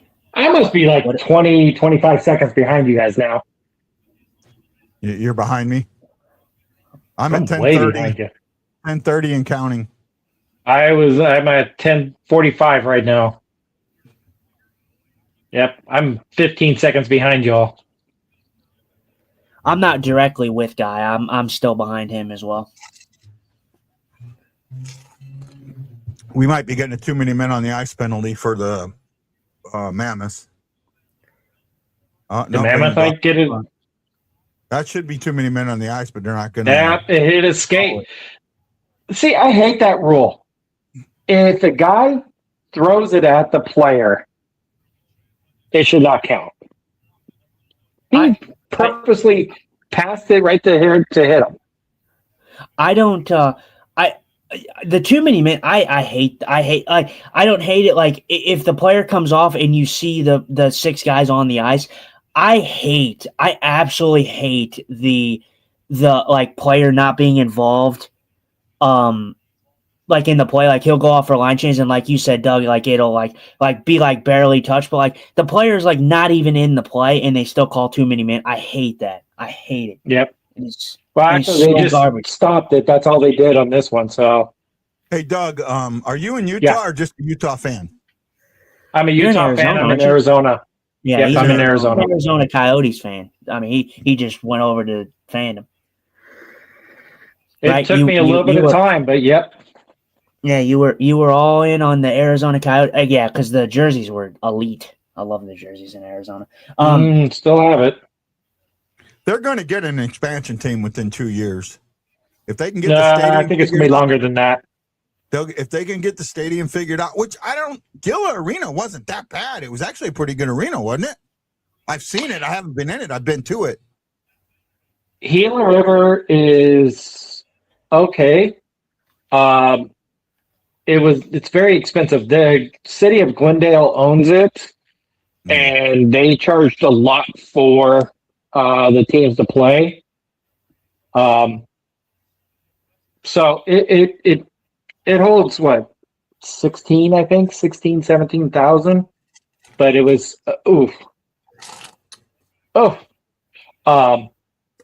it had some terrible sight lines, but it wasn't that bad. Yeah, no, we want to be.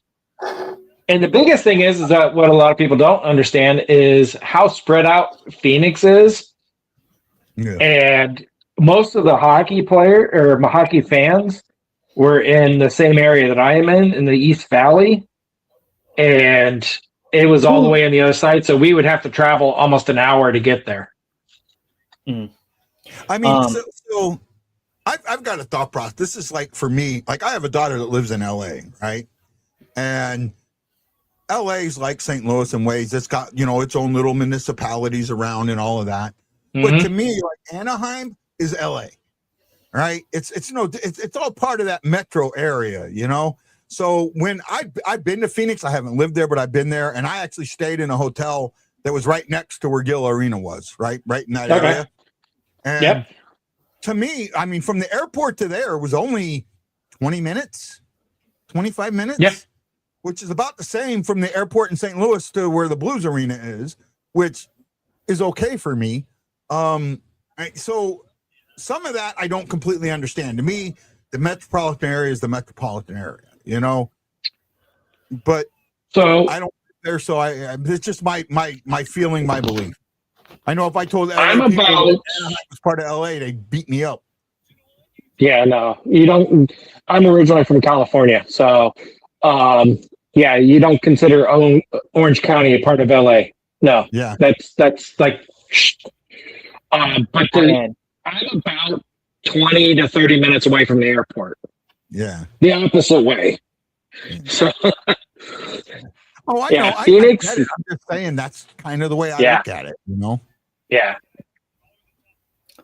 I had Yep. I was in Arizona, Doug, twice for golfing. I don't remember where we were at exactly for in Arizona. I don't remember the golf course that I was at, but I know I was there twice. Doing a golfing tournament for the hemophilia thing that I have because I was asked to represent the chapter of That's cool. for hemophilia. But that was very cool. Believe me, bud, I don't envy you though. I could not live in Arizona. Too damn hot for me. But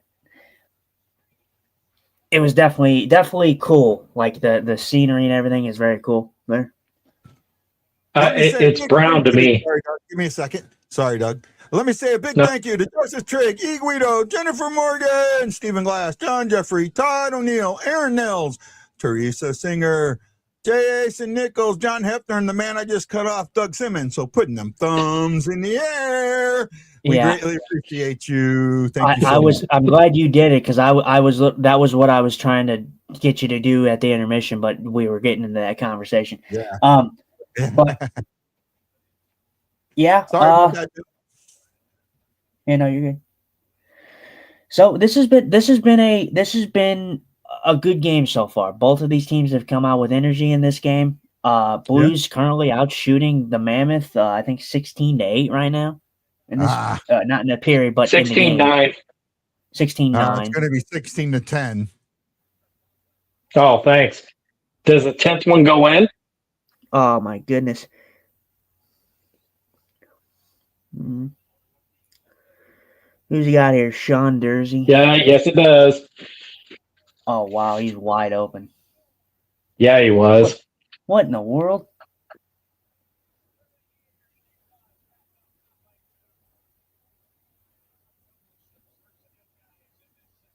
What did I say? 5-2? 5-3? Yeah, I think something like that. 5-3.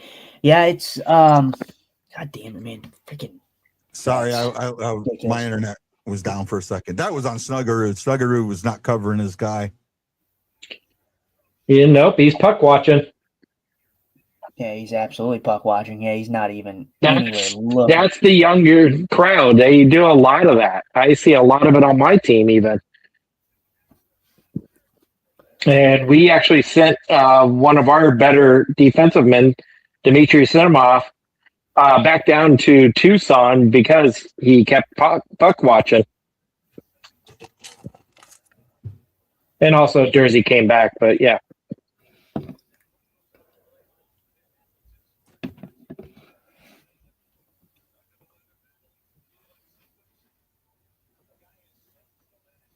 So do you guys think Shin's going to survive the trade? Say again? Do you guys think that Shin is going to survive the trade? No. Stay at Blues? No. No, I don't think last year was an anomaly. They had that run they went on and they decided to hold off and not get rid of him. I don't think that happens this year. I think he's gone. Yeah. Where do you think he's going to go? Honestly, I mean, there's a few teams that would probably have interest in him, probably the more hard-checking physicality teams. When I think of a team that could use him, I think Carolina would be a good place for Shin. I think even a Dallas would benefit from a Braden Shin, give him a little bit more physicality for a deep playoff run. I think there's a few teams he could definitely go to. He's got term too. He's got 2 years after this. So, and he's got a 15 no trade team list. So there are teams he could go to. And at 6'5", that's not bad. That's not bad. I wouldn't eat half of it, but I would eat a quarter of it for 2 years. Right? Yeah. But I would almost think that Armstrong is a huge proponent of dollar for dollar trades. And if he can get that, I'd be happy. Who's your guys' GM? Bill? No, Doug Armstrong. Is he related to Bill Armstrong? I don't think so. I don't think that they're related. Bill Armstrong was with us for a while. He built your guys' Stanley Cup team. No, Doug Armstrong did, but Bill had a hand in it. Okay. I thought he did it. No, Bill was like an assistant GM. Okay. I don't know. I like Bill Armstrong. What the hell happened here? Looked like there was a penalty called, and I didn't see the rest of it. All I know is I see Lawson Krause he's getting a glove. Who is it? I can't see who it is. Tucker. Well, it looks like Tucker on our end. Yep, it is Tucker on your end.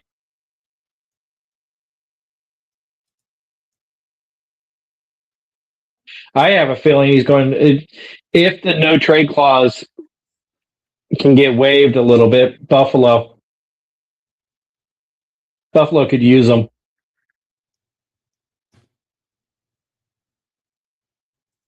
Utah 5-on-4 power play. Got Thomas and Thomas took him out. Thomas took out Keller. Yeah, Yeah, that was a good call. Yeah, that was a good call. I got no issue with that. Oh, they got them both for roughing too. Yeah. They got. Dang, your penalty box is full. So is ours. We got 2.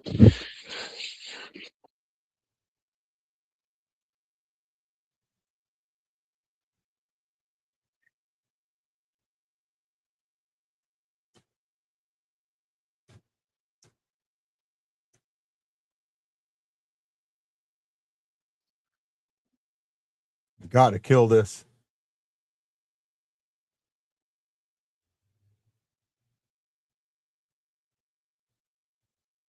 We need to capitalize it. Stop this ticky tack shit.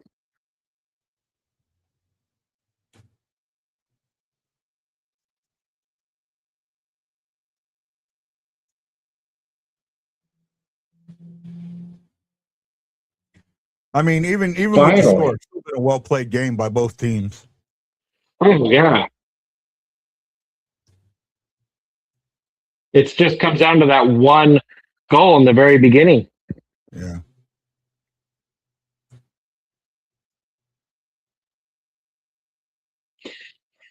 Small mistakes can cost big things. Yeah. And it's been young guys, Dvorsky, Thomas. Stewart. Yep. Well, I consider Thomas a veteran now. I mean, at 26. He's only been in what? He's 26 now? Yeah. Okay.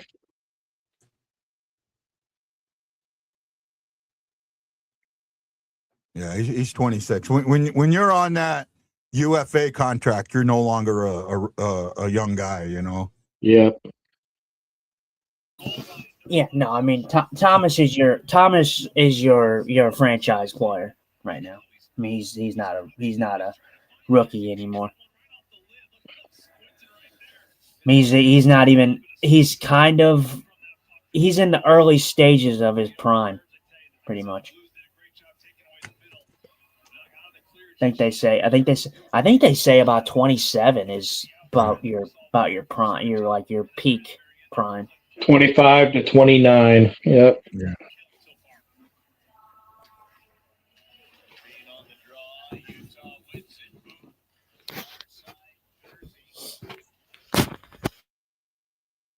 Are you guys excited about the Olympics? Not really. I mean, I usually get into the Olympics, but for the hockey, not really. What do you think about the NHL players coming back? I don't have a problem with it. I think I would like to see. They did it a couple of years ago. They kind of went away from it. I think the NBA did it where you had to have 2 college players or 2 younger players on the team. I would like to see. I would like to see some of the younger players on the team also. Right? Yeah. I wouldn't mind seeing guys that, 17, 18, 19, 20, 21, younger guys on the team. I would like to see that. My issue with the Olympics is the style, and they need to.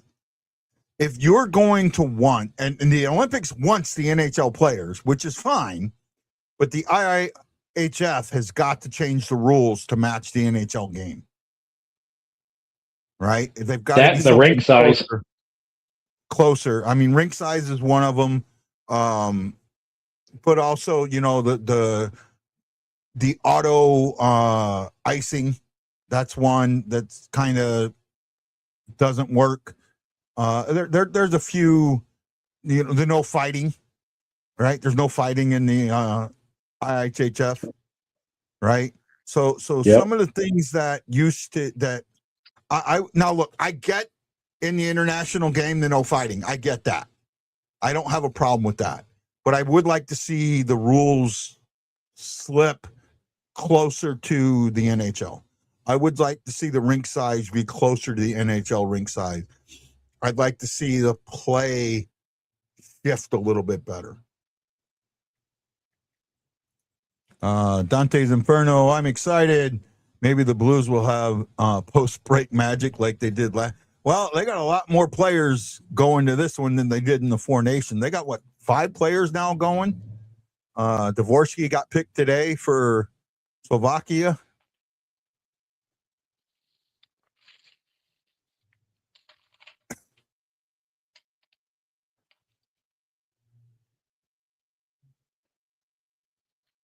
Justin, what do you think about the Olympics?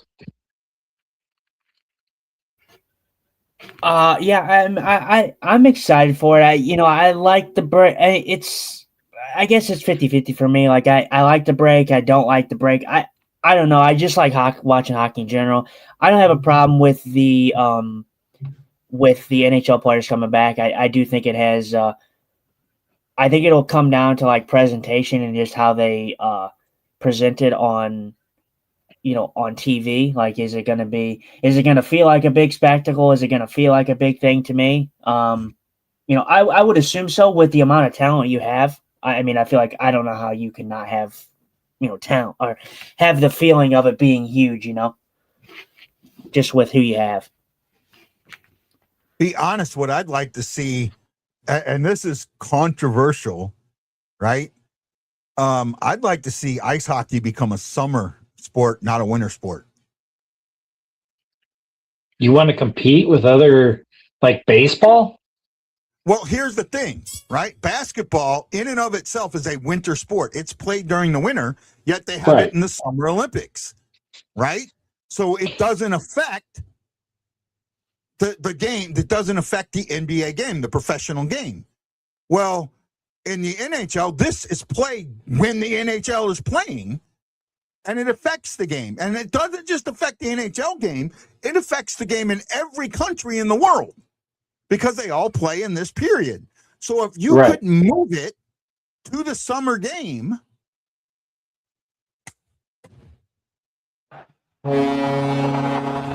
great, absolutely fantastic play by the St. Louis Blues there. I'm watching it right now. Hold the play in. Great play, Thomas. What a pass. Robert Thomas, a great pass again. Bush finally puts one in. Not that I've had a problem with Bush. Bush has gotten a lot of slack this year. Bush has been actually better than Jordan Kyrou this year, especially the recent stretch of games, that's for sure. Nice tic-tac-toe play. Nice. Yeah, it was a good play. It was a good play. Really nice tic-tac-toe play there. Justin Falk keeps the puck in quickly there. Bang, bang, bang. He gives it. Neighbors 1, 2, gets 3, it down low. 1, 2, 3, back of the net. Yeah. I'm sorry. I thought that Thomas went straight to Bush. No, great pass. I mean, great pass by Snug. Yeah. Yeah. Snug. I mean, it was bang, bang, bang. 1, 2, 3, back of the net. A goalie has no chance with that because you don't know who to defend. Well, because it went up to or went down low to right out in front or up high in the slot there. That's a lot harder than. You are correct. You would probably need a second arena or a different arena to because the arena that basketball's played. It's not just basketball. There's other sports that are played in there. I think volleyball's played in an arena and that. But I think that's in a lot of places that you're doing the winter games. They have multiple places that could also do hockey. It's just. I just think that if you did that, and yes, I know it's like throwing it out there, but it's an indoor game. It's an indoor game. It's not like they're playing the Winter Olympics in the outdoor arena, and you need the 20-degree temperature to keep the ice cold, right? So, to me, if you could shift it, I say shift it just 1 year as an experiment and see how it works. See if it can be done. I mean, give whoever's bidding on it, the time, don't do it like in the next one, but give them time to say, okay, we're going to shift this for one right now, just for one as an experiment. And you need to add that into your bid. There's that Utah second period that Doug was talking about, the kind of the slippery slope. I want roller Hmm? hockey for the summer games. I'll I draw wouldn't mind another seeing penalty. that either. All right. Roller hockey. No, I was just talking about the Utah Mammoth taking another penalty. They took another one. Yeah. Not the look dog right there, bud, for them, especially after they gave up a penalty, but they scored on the delayed penalty, and now they just took one right immediately after. So hopefully that doesn't that was a come weak back and cost penalty. them. Decent man. Oh, Barely oh, tagged him. I wouldn't put anything past them, Doug. Hey guys, I gotta use the restroom. I'll be right back. You guys got it. You got it for a few minutes. Yeah. I mean, let's be honest, Doug. I mean, that should not surprise you in the slightest. It doesn't surprise me. The NHL and the officials have sucked in every aspect. So, but then we'll get the excuse that it's a fast game, Doug. So, It is a fast game, but half the refs play it. the what, sorry? I'm saying it is a very fast game, but these refs play it or have played it. Well, there you go. I mean, the Utah Mammoth, they get it right back, and the Blues are going in the box. So, Yep. You take down that shoulder and guaranteed it's going to have a penalty. yeah, who we got here? Was that Philip Broberg on Schmaltz? Yeah, Schmaltz. Yeah. Yeah, right call there. I don't particularly. Broberg's been relatively good this year. I don't really understand the play behind doing that. He wasn't beating him. I don't know. Broberg's been very good this year, but that's probably a penalty he doesn't need to take there. I don't think Schmaltz would have got anything out of that opportunity.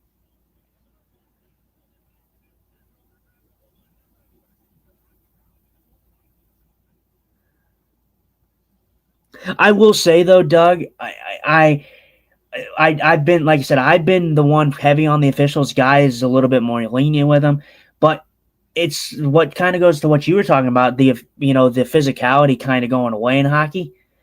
I do feel that in a way. Like there's a lot of times, like in that play right there, honestly, it's not a like the most egregious holding call I've seen.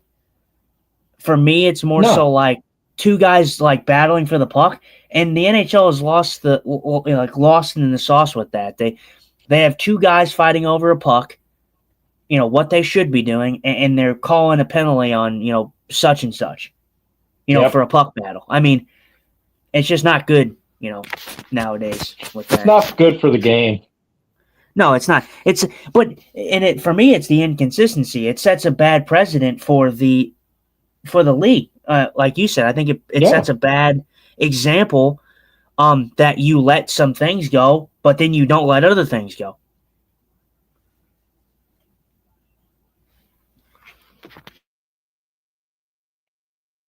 War penalty's over, so we are on a power play for 40 seconds. Give us your comments. Give us some engagement. Get some talking points here. Yep, Utah on the power play there. They get a shot off there, but yep, they are safe. Oh, nice stop, Hofer. Yeah, I mean the power play this year has been so much better than the previous years for the Utah Mammoth. Unfortunately, they revert back to their little tic-tac-toe shit, and people are afraid to take shots. Yeah, they don't want to shoot. They don't have that shot first mentality. I mean, in Utah, they should realistically, they should be really good on the power play. I mean, I'm sure it looks better than what it did, but I think with a team like Utah, with the amount of talent that they have there, they need to shoot. I will still stand by my statement. They probably have the best top 9 or even the best top 12 in the NHL right now. And Guy, you can comment on that as well since you're back. I didn't hear what was said. Oh, We were talking about the top forwards, and in my opinion, I would say Utah's probably got the top 9 or even the top 12, the top in the league for the forwards in this year. I don't know about the best in the league, but I'll say they're up there. Who's got a better top 12? Who's got a better full-on forwards? For overall, Yeah. I'd say Edmonton. Right? No, I wouldn't even say Edmonton. I'd honestly prefer Dallas. Dallas has got a better top 6. I say they have a better top 6. You got a lot of really good players, but you got nobody that, to me, that stands out. I mean, your best player is Caden Keller, but he doesn't stand out. I disagree with you. I disagree with that too. Clayton Keller absolutely stands out. He is definitely a standout. He's a guy that he's the personification of a guy that any team wants. He is in that conversation with. He's not like obviously Nathan McKinnon or Connor McDavid or anything like that, but he's a guy that shows up pretty much every night. Like I feel like there's not a night, not a game where I see Clayton Keller not be effective on the ice. And I also disagree with him being the best player on the team. I think that Dylan Guenther is better, and I also think Logan Cooley is better. I really like Logan Cooley, and I really like Dylan Guenther. Dylan Guenther, those three alone is definitely great for their team. I'm not going to sit here and glaze, Doug, just because you're the guest. I think that they have a good team depth-wise on forward. They're just a young team. When I look at Utah, it's for me, it's the guys. It's the usual suspects that show up in Utah. When Clayton Keller, Logan Cooley, Dylan Guenther, Nick Schmaltz, when those guys are on their game, they are very effective, and Utah has success. But when those guys are not scoring, I feel that Utah struggles. So I will say that. But like I said, that's a very generic, basic statement because that's how most teams are. If their top guys aren't showing up, your bottom 6 guys are probably not showing up. So yeah, take a look at New Jersey Devils, who everybody said it was going to be fantastic this year. Who is it? Jack Hughes goes away for a couple weeks because he decided to stab his own hand, and I think they had 2 wins the whole entire time that he was gone. So, that's. I would really even with him back, they're still very, very inconsistent. Yeah, but I mean they got beat by we thought the St. Louis Blues got beat by the Blackhawks, but the Islanders beat the New Jersey Devils 9-0. So that's our boy Scary. Says Utah doesn't have the best top 12 or top 9, maybe top 7, but that's delusional. Okay, Scary, tell me who is the top. He's gonna say Colorado. As in teams, right?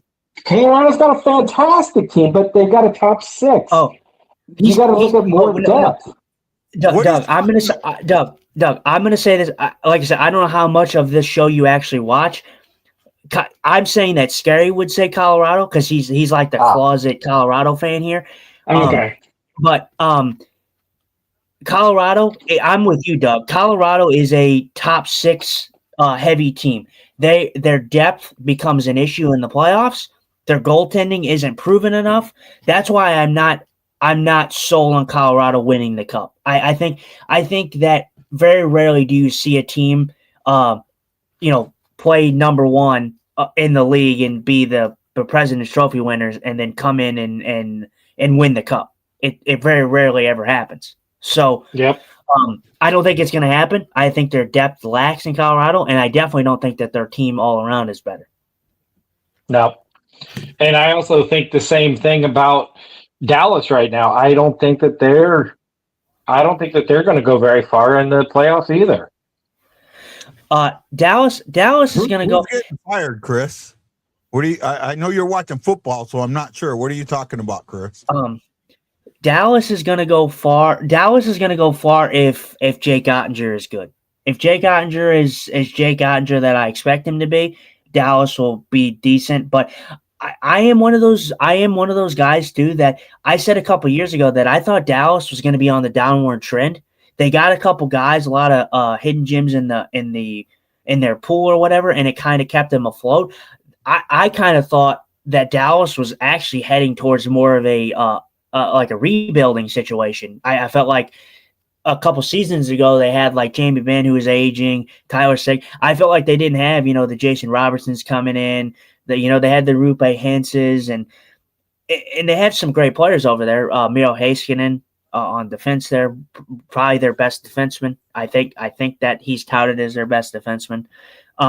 Yeah, but I get what you're saying. I think you can nitpick any team in the NHL. I don't think it's like it's very subjective. Like guy might say, hey, just for instance, Dallas is the most complete team. You might say that the Utah Mammoth, and I may say that it's the Florida Panthers. It's all subjective, and I don't think any answer is particularly wrong. It's just what you feel.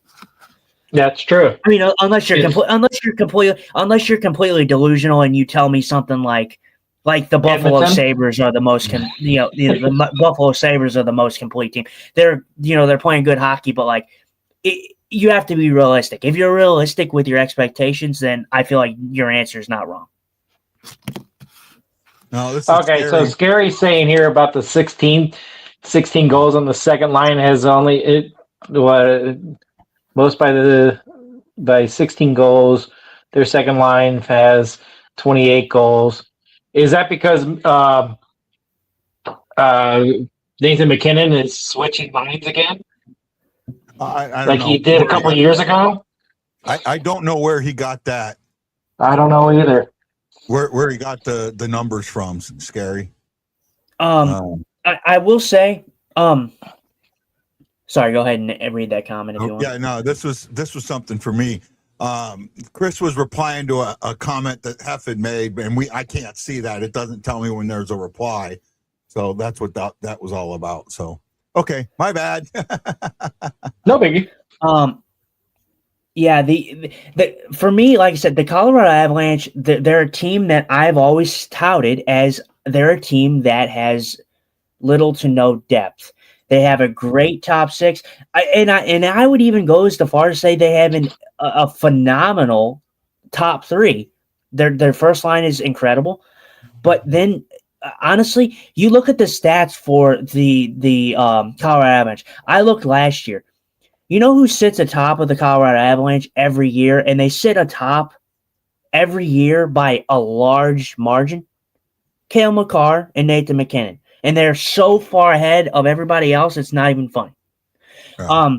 So if those guys aren't producing, Colorado's not winning very much. I mean, look at Nathan McKinnon has 43 games played and has 78 points right now. 78. Yeah. I mean, that's absolutely incredible. And Marty Natchez, he's been excellent for them. He has 55 points. So Nathan McKinnon has 23 more points than the second place guy on Colorado. Right. 23. Look at the time on the ice for McKinnon. Nathan McKinnon's time on ice is 21:49. That's high for a forward. Forward, yeah. Yeah. He leads the team. Actually no, Cale Makar leads the team with 24:57. But you're also looking at defensive men. The highest I'd want a forward to be is 18 minutes. Yeah, forward wise, Marty. Yeah, Marty. I knew that this would be the case. So Arturi Lehkonen, I guess the second line for them comes in about 18, 19 minutes, and then Nathan McKinnon, Natchez, they come in of 20, like above 20 minutes a game. So what that tells me is those guys, they're producing. First off, the numbers prove it, and the time on ice proves it. I mean, those guys are getting unreal minutes producing, and we got to ask what would happen if those guys weren't getting those minutes and they weren't producing. Um. Well, they're getting the minutes because of the fact that that's what they need. Yeah. I mean, that. Go ahead, Justin. Sorry. No. I just like I said, I just want to read this out. So Nathan McKinnon, 78 points. Marty Natchez, 55 points. 51 points for McCarr, and then Brock Nelson.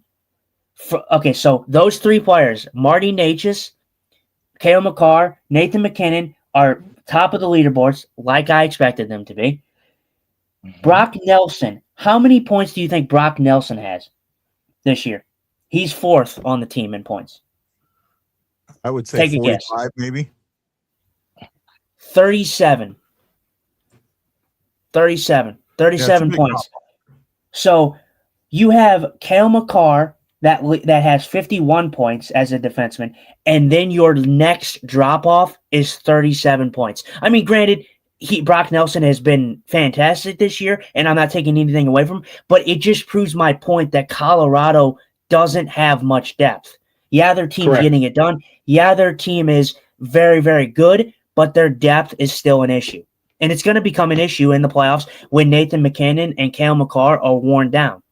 It really will be. I guarantee it will be.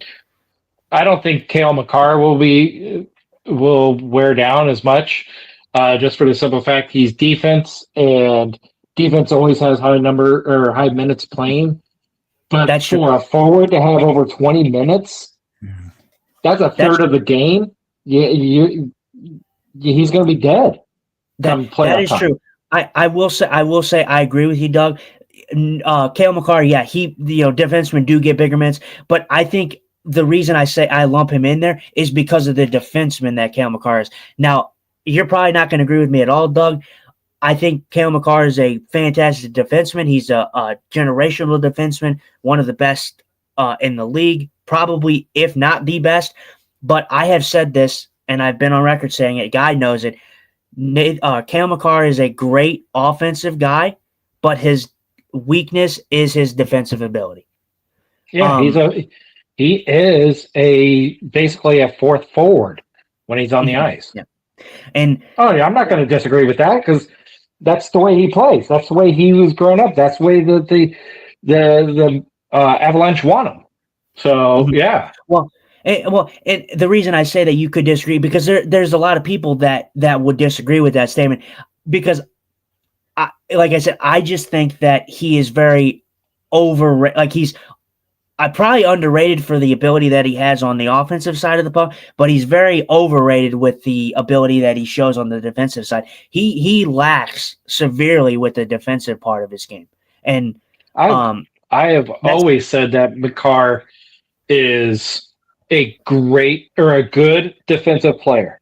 He is a great offensive-minded defensive man. Yeah, absolutely. Guy, what do you think? I'm just listening to you guys, man. I don't have enough knowledge to go with it. You guys had a good conversation. But you know Cale McCarr. Well, I mean, what's your thoughts on Cale McCarr?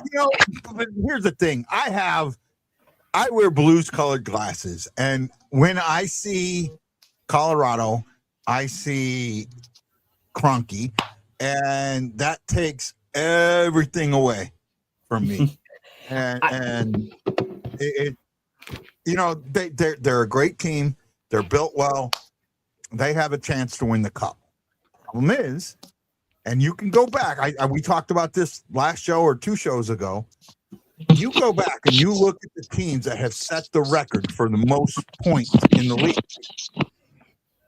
How many of them have won the cup? And I think the answer is none. Right? Maybe I think Montreal at one point had in the 70s may have won the cup from but that was like pre-expansion era. You get into the expansion era, and I'm not talking the first 12. I'm talking real expansion starting in the 90s. And these teams, I remember Detroit, Tampa Bay, and most recently Boston. Detroit went out in the second round. Tampa Bay and Boston went out in the first round. So when it comes to that, Seven President's Trophy winners have won it since 1980. That's not a real high number. That's not a real high number. When you think about that, you're talking 40 years, bud. 45 years. 7 out of 45? That's like 20%. And Doug froze on us. He might. Sorry, Yeah. it's not connecting to my earbuds, right? So I don't know what's going on. Like I said, I think we're all in agreement here. Obviously, you said that you have like the rose-colored glasses. I'm with you. I'm not going to be someone that is a Colorado, glazer by any means, because Stan Kroenke and all that. There's history there. There's reasons why we don't like the Colorado Avalanche, and it more so has to do with the person who's not even on the ice. Yeah. I think we can all agree that. I mean, Nathan McKinnon is absolutely fantastic. I really lump him in with one of the best players in the world. He is right there neck and neck with me, with McDavid. He really, really is. And I know a lot of people, I think McDavid probably, on most people's list is probably the number one, but Nathan McKinnon is a very, very, very close 1A, in my opinion. I just, for me, I mean, the Avs are playing. If they continue playing this way, I think it's going to catch up to them in the playoffs, because it has in the past. It has in the past, right? And I'm not talking President's Trophy. I'm talking the guys that set the teams, like they're on a record pace, most points in the league. Highest point percentage ever. They're on that record pace, and the top 3 teams that I know that have the last 3 teams that have held that record, none of them won the cup. Nope. Right. Yeah. So that's kind of what I'm looking at there. I mean, they could break that streak. I get it. They could. But there's, like I said, there's no. Obviously, they won the cup in 2022. You know how I feel about that guy. If Jordan Binnington doesn't get ran, I think the Blues win that series. But, to each their own, they still won the cup. There's nothing to me, in my opinion, that has shown me that the Colorado Avalanche is going to be capable enough to have that depth in the playoffs. I think that, obviously, I didn't have any doubt that they were going to make the playoffs. I mean, I don't think anybody doubted they were going to make the playoffs. Is their goaltending also going to keep up? It's been very good this season, but is it going to keep up in the playoffs where those 2 goaltenders have not played? Right. Well, that too, but who is it? Was it Wedgwood or Wedgwood and Blackwood? I think Blackwood does have a little bit, I think, of playoff experience. Not a great deal, but I think a little bit with New Jersey. Does too. And Wedgwood does as well. But those guys are still very inexperienced when it comes to the playoffs. Those guys were not starters for their teams. Oh, Thomas just got hurt. Did he? Yeah, it was kind of a funky way he fell down. It wasn't a bad hit. They collided into each other, and he kind of went down funky at the blue line. Oh, yeah, Lawson Cross took him out. That's that new ice. Yeah. It's always slick. Yeah, see, he just went down awkward. It wasn't a bad. Now, Cross went down first. Be honest, that's tripping. By rule, that's tripping. I've seen that called before, and it should be called. It probably won't. But he just. I don't think that is considered a trip, and I don't think that they should consider it a trip. I've seen that called. Oh, I have too. I just don't think it is. That was a bad landing. I'm sure.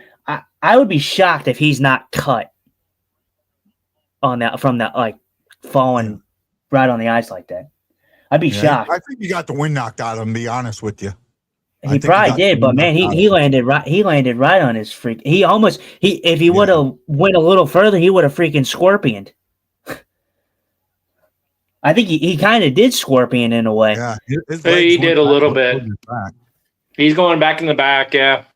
Yeah, and that could be, and honestly, with the way he's walking, it's probably, like I said, it probably knocked the wind out of him. But it's probably less the face than it's probably more the fact that when you scorpion, you really do something to your back.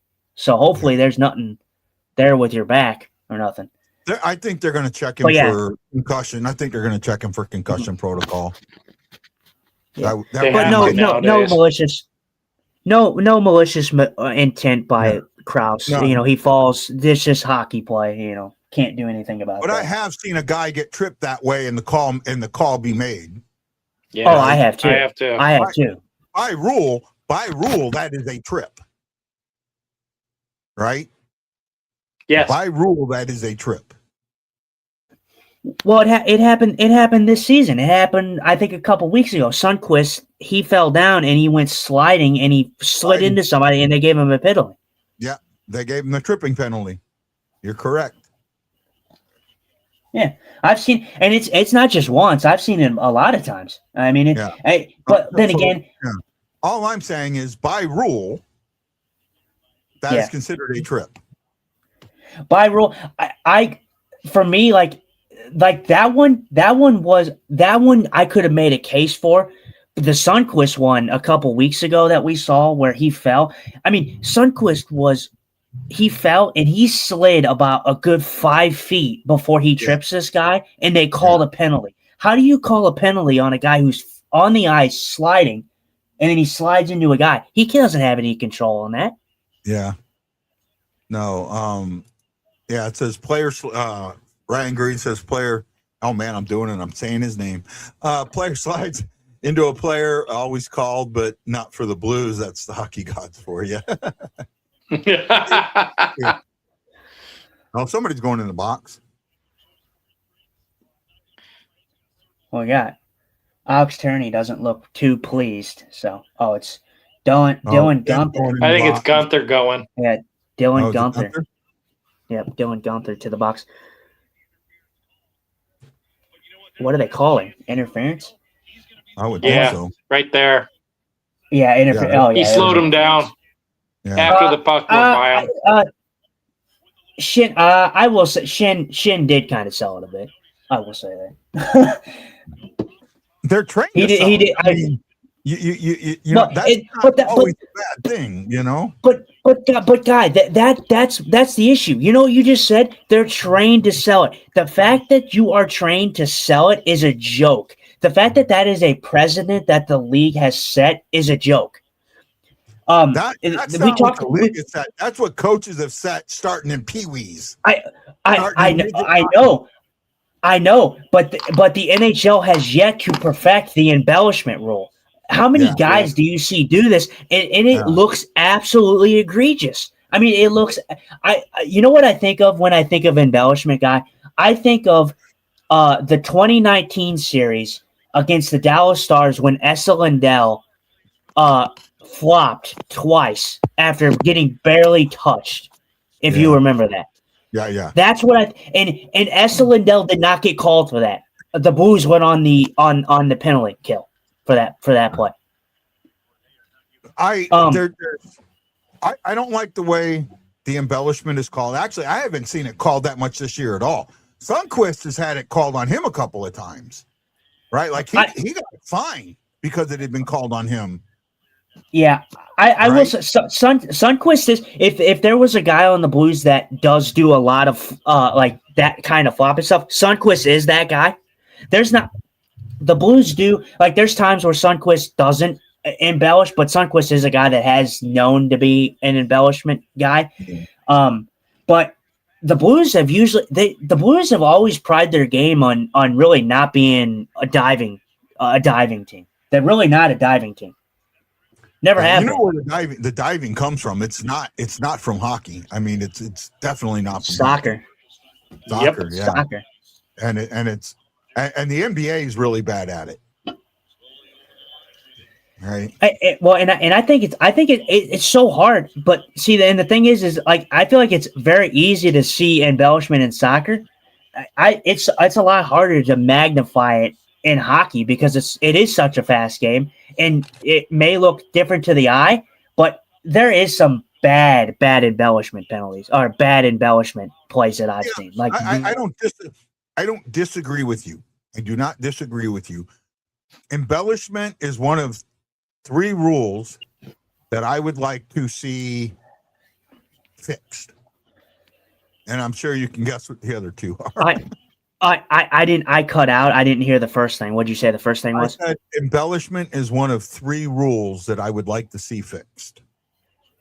Yeah. That I know goalie interference is up there. And too many men on the ice. No, I don't have a problem with too many men on the ice. But that one's kind of a minor one. I would assume it would be the overtime stuff that we've talked about. No, it's not.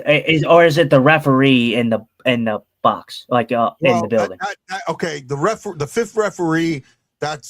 There's an actual rule that I've talked about in the past that I would like to see changed.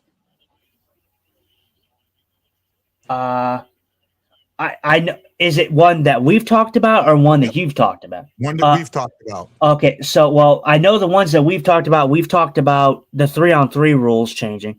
Yeah, but that's not it.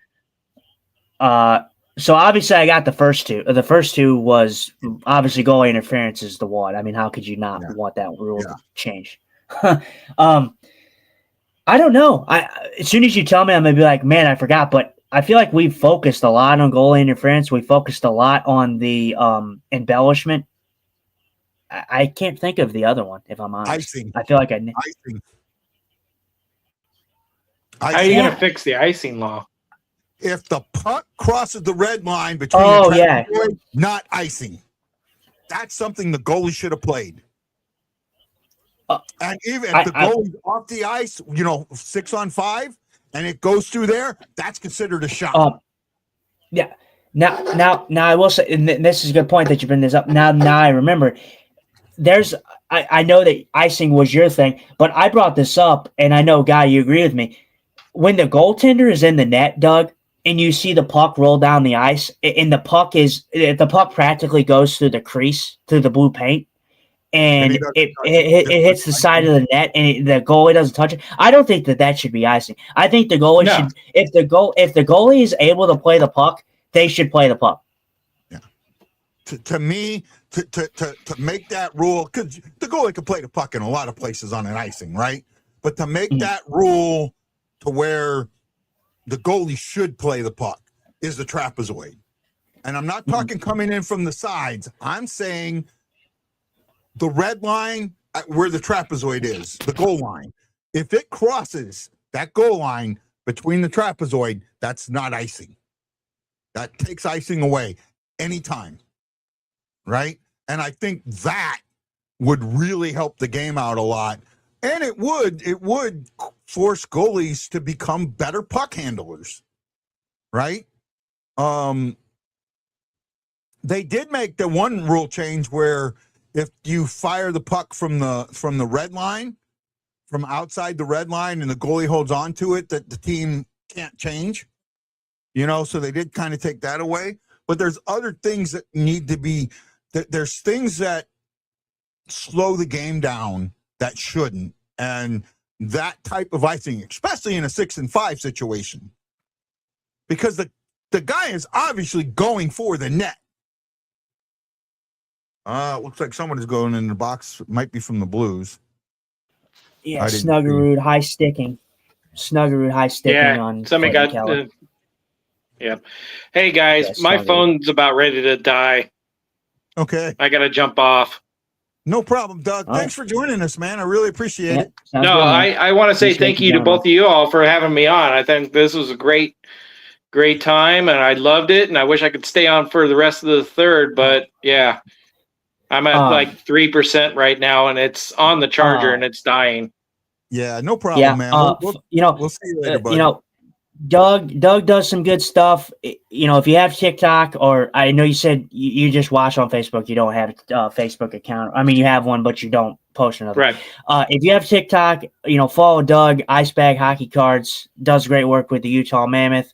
He covers also other things in the league, contract stuff. You do a lot of the contract stuff. You do good stuff with that. You're a little bit more involved with that stuff than I am. So give him a follow if you have TikTok, for sure. Thank you, gentlemen. Have a great night. You have a good one. Have Thank a good you, one, sir. Doug. All right, bye. Thank you, Doug, for joining us tonight, and thank all you for watching us. Don't forget, if you're on Facebook and you can afford it, give us some stars. They're helpful. They're going to help me. I mean, I'm looking at it straight up. I need some help to produce the show. I'd like to put a little money in Justin's pocket too, but I mean, I'm spending $250 a month for a show that I make nothing on, and I've been doing it for a long time. So I'm asking for a little bit of help.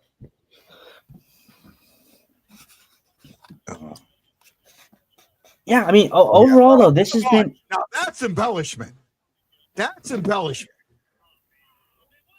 You see that with Keller? See, that's absolute embellishment. So, guy, and this is crazy that the fact that we just talked about that. See, that right there, that is why the league is at fault in its own right, because they do not enforce the embellishment rule properly. Yeah. Exactly. I mean that's a joke. I mean that's bad, dude. That is bad. That is a terrible call. I didn't take Clayton Keller as a diver or as an embellishment guy, but God, that was terrible. Yeah, wow. No, he just touches him on the head, and all of a sudden it's like, oh my God, he throws his head back like he was, and he just touches him on the head. That's the fifth official one to come back and say, okay, you guys called this one, but we're going to call that one. Ah, damn it. They made us pay for it. Bad penalty, and we get paid. We pay for it. So again, I want to preface this.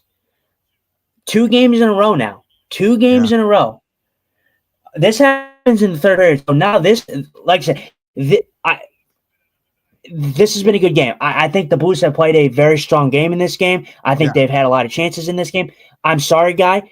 This is the dagger. This is the goal that closes this game. This game is over. There's 13 minutes left, and the Blues haven't been a great comeback team. This isn't as bad as the last one. This isn't a momentum changer because they had the momentum going into it.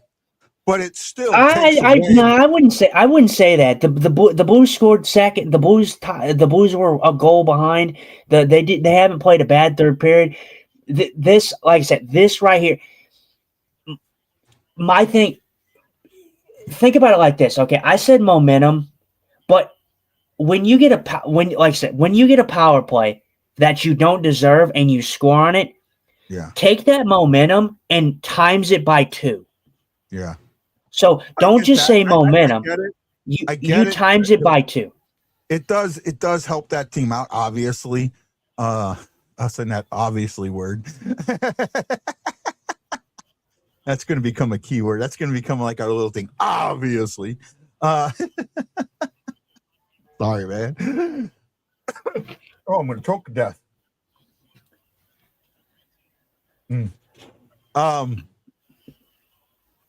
I just feel like I just lost my place. I see what you're saying. That there's some things that they got to get fixed, right? They got to. And again, there was a commercial too. There was time to look at that. Some of this stuff needs to be looked. And this is to me where Toronto comes in. Mm-hmm. Toronto seeing that should have said something. Well, and let me put it this way. I know Toronto's seen it because I think this is the only game that is being played right now, I think the other 2 have ended. I could be wrong. Sure. I think the other 2, there's only 3 games tonight. We're the only game going right now.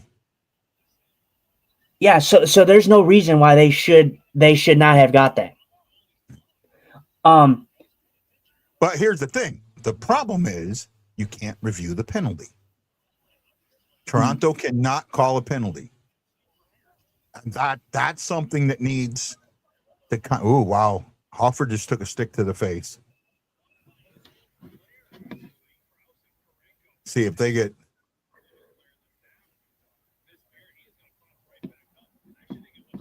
Now, Kraus. Yeah, like I said, there's still time for the Blues, and I'm telling you right now, audience out there who's watching, listening to us right now, I know I've honed on in this and magnified this to the degree, but don't be optimistic about this game. This game, like I said, I will eat my words if the Blues come back in this game, but I'm telling you right now, from a fan watching this game is over. So yeah, no, it was when the Blues bumping into him. When the Blues lose this game, I'm gonna be at the end of the show, and Guy's gonna say, Justin, how do we end this show? And I'm gonna say, where's the girls? And he's gonna pop the thing up on the screen, and then he's gonna ask me who's late for dinner. And I'm gonna say the boys, and I'm gonna say, the game was over in the third period. So just a prelude to anyone watching. Yeah.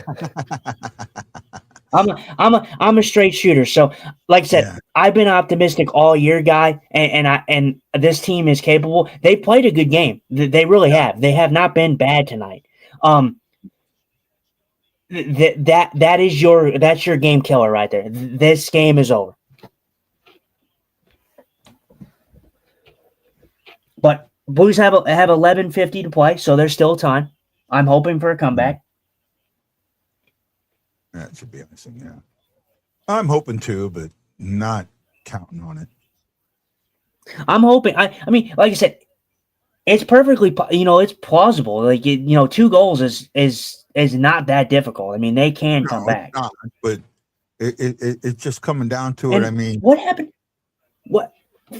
Sorry, hang on. What happened with the shots? Why are the Utah Mammoth outshooting us 21-20 now? Weren't the shots like 25-21 just a second ago? No, it's 20-21. We were outshot 9-6 in the first period, and we've been outshot 6-1 in this period, or in the second period, and we've been outshot 6-1 in this period. So here it is. You're behind. We have 11 minutes left, 11 and a half minutes left, and you have 1 shot on goal. I know some people are like, no. Well, Thomas, we don't know how long Thomas is out too. Thomas could be an issue too. I don't know. If Thomas come back on the ice, I haven't seen anything. So they had 12 shots in the first period, didn't they? They might have upped it to 13. When they go back and look at it, sometimes they'll give a shot. Okay, 13. So they had 13 shots. How many did they have in the second? 6. So 13, 6. So 19. I guess, but I could have swore that shot counter was we were in favor of that for the most part, but well, I mean, it's whatever. No, they've caught up this period. I mean, they've outshot us 6-2, so 6-3. Oh, here we go.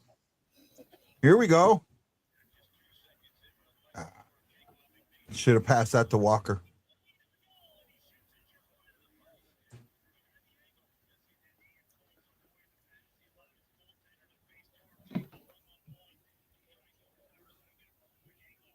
Oh, no, that's okay. That's okay. Torpchenko drives the net. He has the space. Lance Scott, the D-man, says, for the fans who hate Bennington and want him gone, today's game is showing the uneducated fan that the team must, at the least, play well in front of Bennington and Hoffer. And I do agree with that. But I do agree that Bennington has not played up to the level that he is capable of. By the way, clip that. I mean, but the thing is, though, but this team has not played bad tonight. I'm gonna sit here and say that they have not played bad tonight. Have they played a Picasso of a game? No, but the Blues have very rarely played a Picasso of any game They've had a few Picassos. They played the Edmonton game. That was a great game. The Dallas game was probably as best as you could do, and that was only a 2-1 game. Yeah. So, or no, 3-1, right? That was the 3-1 Yeah, win. we got an empty netter on that. But it was a 1-goal game for like the whole game. Like the defensive clinic that those two teams had was just incredible.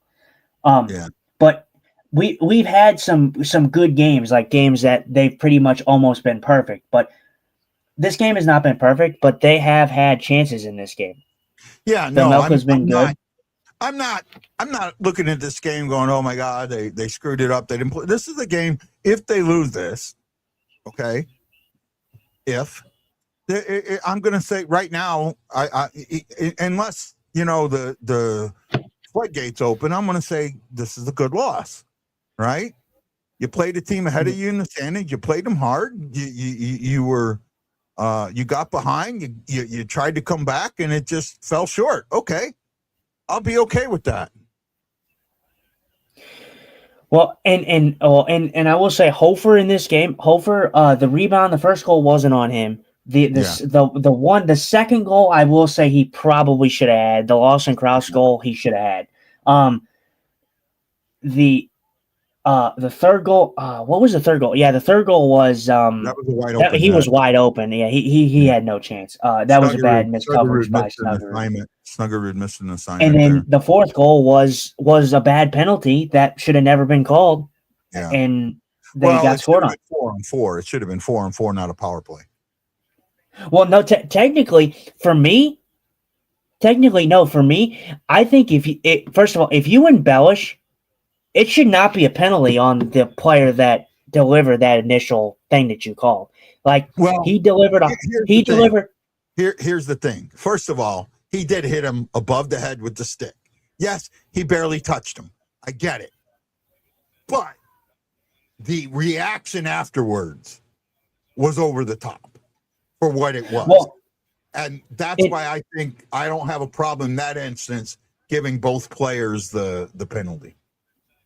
Well, yeah, in that instance, sure. I can see you giving both guys the penalty in that case, because he did touch him a little bit. But there is a lot of high stickings. The way I view embellishment, though, is if they crack down on it and said, if you embellish, then the opposing team does not get penalized for it. I think it's going to stop teams from embellishing as much. Lance and me have been arguing on this. Lance says there are only losses. There are no good losses. Lance, there has to be good losses because you can't go 82-0. You can't expect to go 82-0. You are never, ever going to go 82-0. So there are losses where you play really, really well and the other team just beats you. That's a good loss. And I'm going to stay with that. Barely misses. Right? I'm sorry, bud. I'm a Leaf fan. Just browsing, came across your stream. Us Leaf fans are starting to warm up to Berube after the tough start.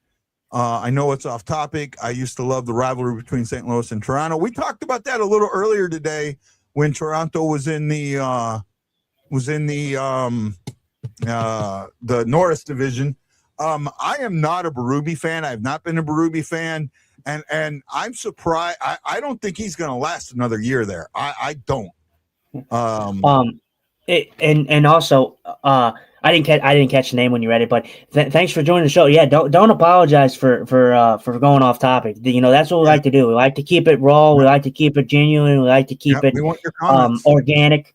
So yeah, thanks for joining in and joining the show. Hopefully, you give us a sub and a like and a share. We greatly appreciate it. You guys had that crazy ass owner. Him and his sons were insane. I'm not sure who you're talking about there. The Lowrys, maybe? What was the comment? You guys said, no, this would have been back in the 80s. This would have been right before Rolston Perina. That might have still been the original owner, and I can't think of his name. Back in the 90s, that was the Lowrys. Back in the 90s was the Lowrys. Right? Mm-hmm. We had Dave Chicketts and then the Lowrys.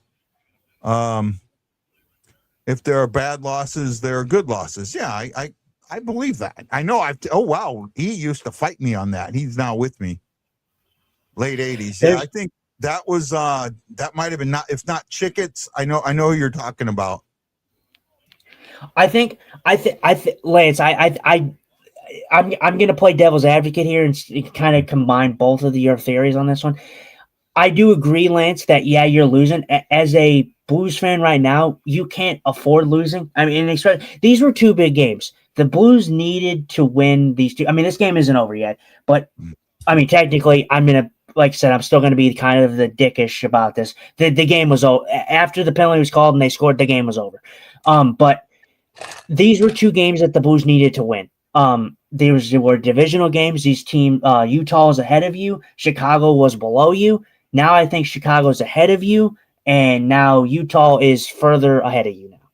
So these were games that you needed. I think, but from the guy perspective, Lance, I think he means by good loss and bad loss, a bad loss would translate to me would be their effort wasn't there. They were piss poor on their lack of, I guess, effort, as I just said, as I used it again. Both Chicago games. Yeah. So their effort, you have the Chicago games, you have the Vegas game that they played in St. Louis. You have the Colorado game. You have you have all these games that they haven't shown up. Those were bad losses. When guy says good loss, I think he means that. Holy! How did that miss? Wow! Wow! I think when he means good loss, it means that they showed up. They actually had chances. In this game, they've had chances. This is a game that Vejmelka has been good in. So, I think that's what Guy means by good loss. I know that a player or coach isn't going to say that something was a good loss, but yeah, Lance, you should have the link. You should still have the link if you don't let me know. You don't mind Lance coming on, do you? No. I hate losses, but there are losses where you played really well and probably should have won. Yeah. That's exactly. Well, yeah. Well, and there's plenty of games. There's plenty of games, Chris, and that's literally what I just said. There's games where the Blues show up and the other team just edges you out. There's times where both people have this notion that two teams, when they play each other, one team has to be extremely bad, one team has to be extremely good. Why can't you just enjoy hockey and say, okay, this team was good and the other team was good, and the better team won in the end? It happens. Teams win games and they lose games. This has been a game where I'm not discrediting Utah. They played a good game. They're at home. Hofer should have had that second goal, but I will say this game sadly was over after the goal, or after the penalty that was called, and then they scored. Lance, because if they didn't score, what's up? I want to just let Lance know I sent it in Messenger. Oh, okay. Scary's asking me a question. I don't remember. Harry Ornest. Oh, yeah. I remember. Yeah, Harry Ornest. Okay. I remember now. I couldn't think of his name. Anyway, St. Louis had tough hockey teams, pretty big boys, and a tough defense. My favorite goalie of all time is Cujo. He's loved like a god here in Toronto. Yeah, I know that.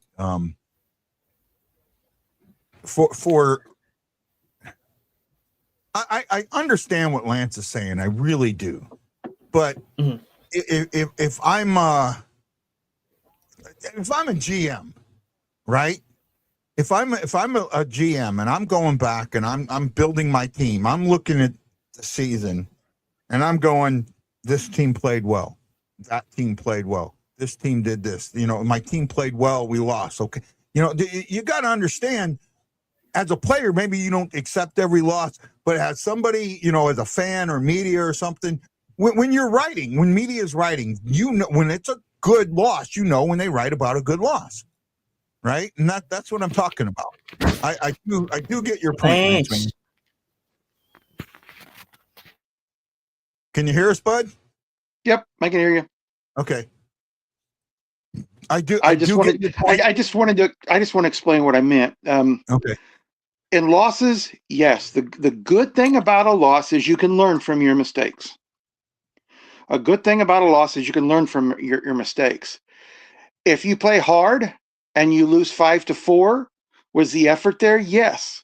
But you still lost the game. And here's why it's a bad loss. Because your team had 3, 4, 5 opportunities on the power play, or 1 or 2 breakaways, or several good chances to score, and you didn't, and you should have. That's a bad loss because you had the game to where you probably should have won, but you didn't win because you couldn't execute. I never, in the 36 years I played, I never had a coach, whether it was a coach in midgets or a coach in high school or the men's leagues after that.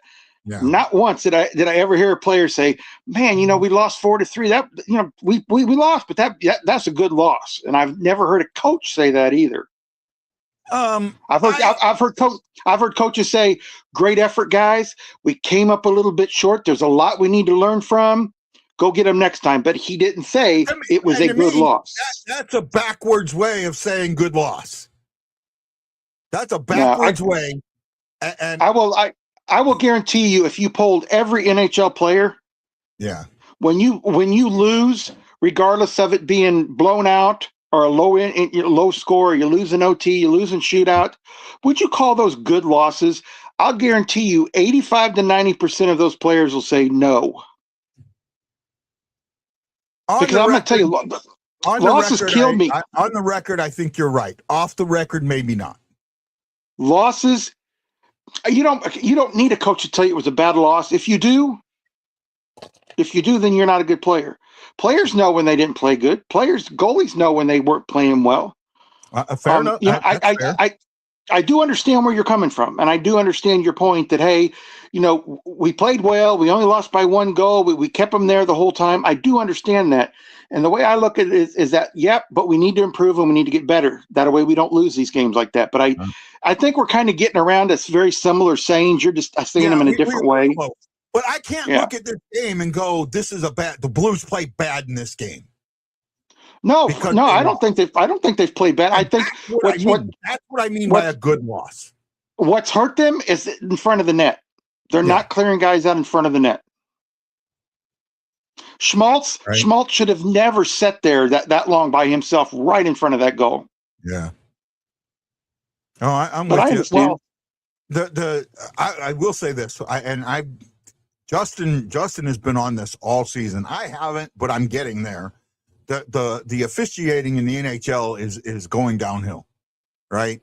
That high sticking on Snuggerud should have been a high sticking and a misconduct, thrown out of the game.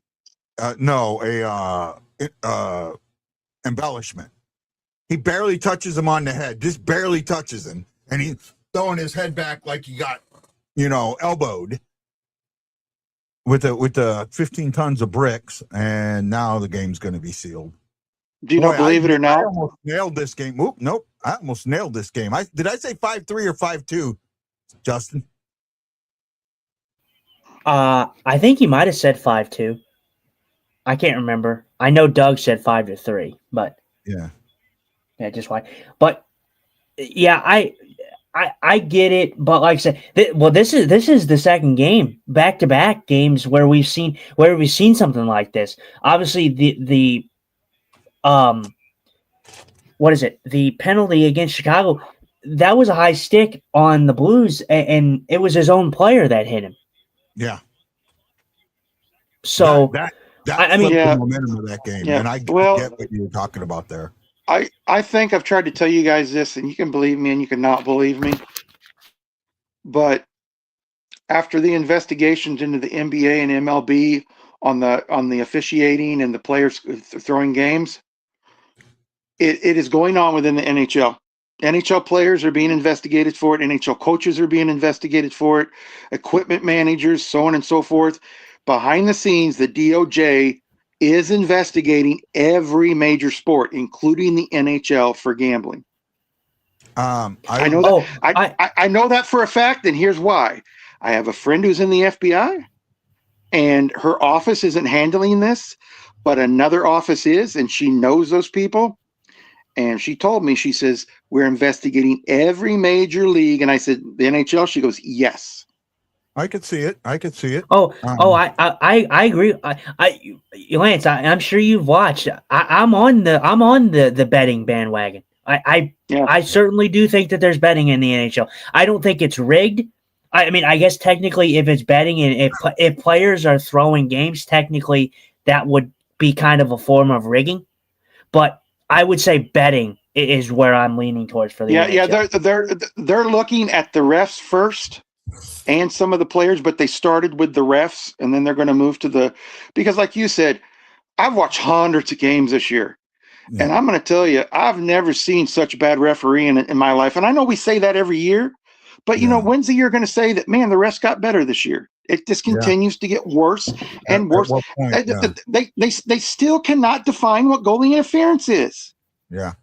It's ridiculous. Exactly. Thank you, Lance. Well, Thank you. We were talking about it earlier, Lance. I said there are 3 rules that I really want to see fixed, right? Goalie interference, obviously. Yep. I want to see, what do you call it? When a player dives, the diving. Embellishment. I want to see that. Yep. I really, really want to see that looked at harder. Mm-hmm. And then the third one, this one kind of, people don't realize how important this is. I want to see icing fixed a little bit. Because a lot of nights you see icing calls that shouldn't have been icing, and you see icing calls that should have been icing or non-icing calls. But what I'm talking about, if the puck goes, and we've seen it in this game, if the puck crosses the goal line in the trapezoid, that's a shot. That's not icing. That's a legitimate attempt, right? To me, game's over. What is it, guy? And Lance, since you're here, I said the preface. If you've seen, I'm talking about the when I know the icing thing and stuff like that, but like when you throw the puck down the ice and the puck goes through the blue paint, and the goalie is like kind of kneeling on his post with his stick on the ice, and then the puck barely hits the side of the outside of the post. That should not be icing. If the goalie is able to play the puck, they should play the puck. Yeah, I say if it's within a foot or two of every goalie, and he just sits there and lets it look at it, you know, that's easily. I give you the trapezoid, right? Yeah, the trapezoid. Yeah. So from the goal line, from the goalpost across the trapezoid, to where the trapezoid starts going down. If the puck crosses that red line there, that's not icing. At any time, whether the goalie's in the net or not, that's not icing. Icing is when it's on the side. Most of my career, I didn't play with a trapezoid. They didn't have it back then. Well, yeah, they didn't have it, but now that they have it, it's there. There's too many periods where, like, for example, the icing gets called, like in this game, they throw it down and it's icing and it comes back. Well, that stops momentum. I mean, it's good on them, but it's really not icing, right? They're doing their job. If it goes between the trapezoid, if it goes into the trapezoid from the red line, not icing. Plain and simple. Well, the Blues lose this one. Game winner goes to Dursey. And Sean Dursey. That was an even strength goal. Smoltz gets the killer, which is on a power play that shouldn't have happened. The Blues get goals by Sundqvist and Bushnavid. Thomas gets his 21st assist. Snuggerud gets one. Walker gets an assist in the second game back. Again, I'm not looking at this game going like when I did my preview today, I was pissed off saying, we're not seeing effort. Right. And like I put all this effort into the show. Why can't the players put in effort? They're getting paid. I'm not. And I put the effort in. Why aren't they? And that's why I've kind of given up on the season a little bit. Go ahead, Justin. No, I'm gonna be optimistic and say, well, I'm gonna be fair, and I'm gonna agree with Lance here when he came in and said this. The Blues, they didn't clear the front of the net on the first goal. They should have cleared the net. It was a quick play, I will say that. It was a definitely a planned shot by Keller. I mean, Yeah. you could just tell. Yeah. I mean, he's just a good player. He knows what to do. Schmaltz goes to the net. He probably should have been clear, but it was a quick play, so I'll give a little bit of slack on that. The second goal, Hofer should have had, in my opinion. Yep. That was a shot that he should have definitely had He against should Lawson have. Krause. I agree. Yep. And then the third goal was just wide open. That was missed coverage by Snuggerud. Snuggerud was puck watching. So that's not on Hofer. And then the fourth goal is a result from the bad penalty. And yes, the Blues didn't score, but I felt that there was a lot of chances in this game. And although I'm negative about the officiating and that call specifically, it's not the main reason the Blues lost, but it was the main reason that the Blues it was the main reason that the dagger was put into this game. Well, you want to look at what it's wrong? 0 for 4. Oh yeah, 0 for 4 special teams. play. I said it in our TikTok predictions. If people watched it, I said that the Blues do not want this game to go into a special teams battle, and exactly that happened tonight. Yep. I mean, But Lance, you've talked about this a little bit, and I've heard you on other things and that, and I've given you some shit about it. But to me, right now, there is a locker room issue, and it might be a locker room issue that cannot be dealt with. Meaning that the players.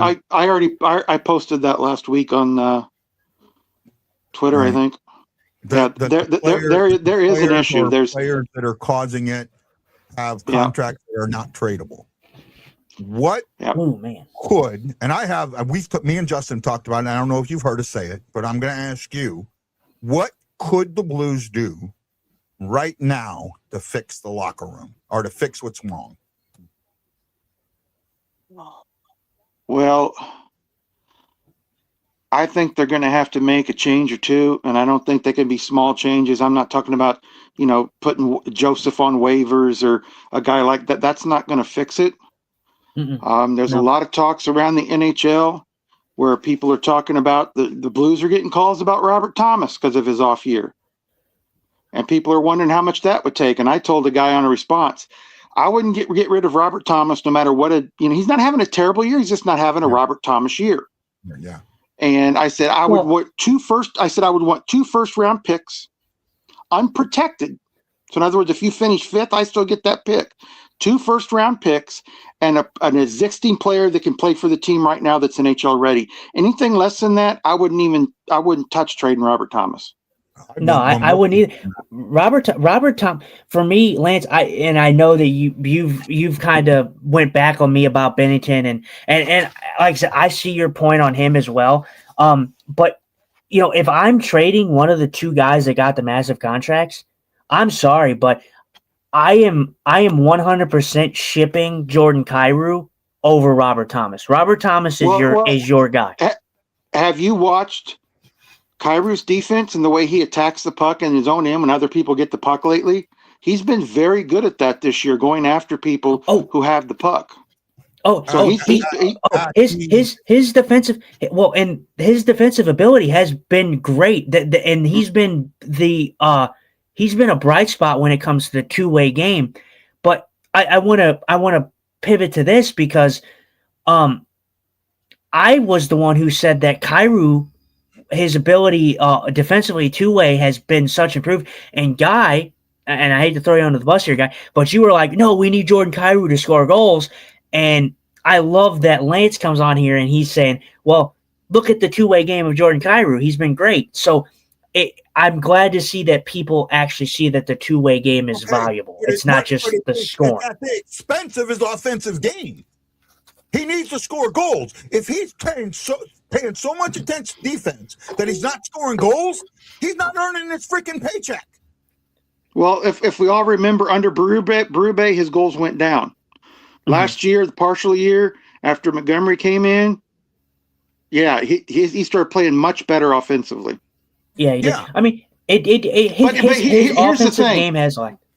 Here's the thing. Here's another bad thing that would happen if the Blues traded, let's say, Kyrou. Let's just say they traded him. They're going to want a first or a first and second or a first and first and a guy just similar to Thomas. Yeah, I think it's exactly similar. Yeah, but the thing is, with the way contracts are going up, are you going to get that guy instead of the draft picks? Are you going to get that guy who's very good making less than what Thomas is? There's very few goal scorers and guys like Thomas and Kyrou out there that are making $8 million that are putting up any decent points. I mean, most of these guys. Well, you look at. I'm sorry to cut you off, but you look at. That's a good point. But you look at Robert Thomas. Robert Thomas and Kyrou have gotten so much slack for their contracts. Look at the contracts that some of these guys have given out. The Minnesota Wild signed Kaprizov for what was it? $14 million. What was it? $17 million a year. $17 million. Kaprizov is a fantastic player, but in no way, I'm sorry, even though the cap is going up and Minnesota does have the money to spend, there is no way that I would take a $17 million Kaprizov over two guys that have immense talent in Kyrou and Thomas that combine for less than his one contract. I wouldn't either. No, that's Kaprizov should have been paid about $11 million. What he should have been. Yeah. My thing with if you trade, well, first of all, I think the one guy that you cannot trade or you will not be able to trade is Bushneves. I don't think you're going to be able to trade him, right? I think, but Bush has been fine in my opinion. Bush has picked up his game since the beginning of the portion of the season. I mean, he has. He's gotten better, and that, and that. I mean, that's great.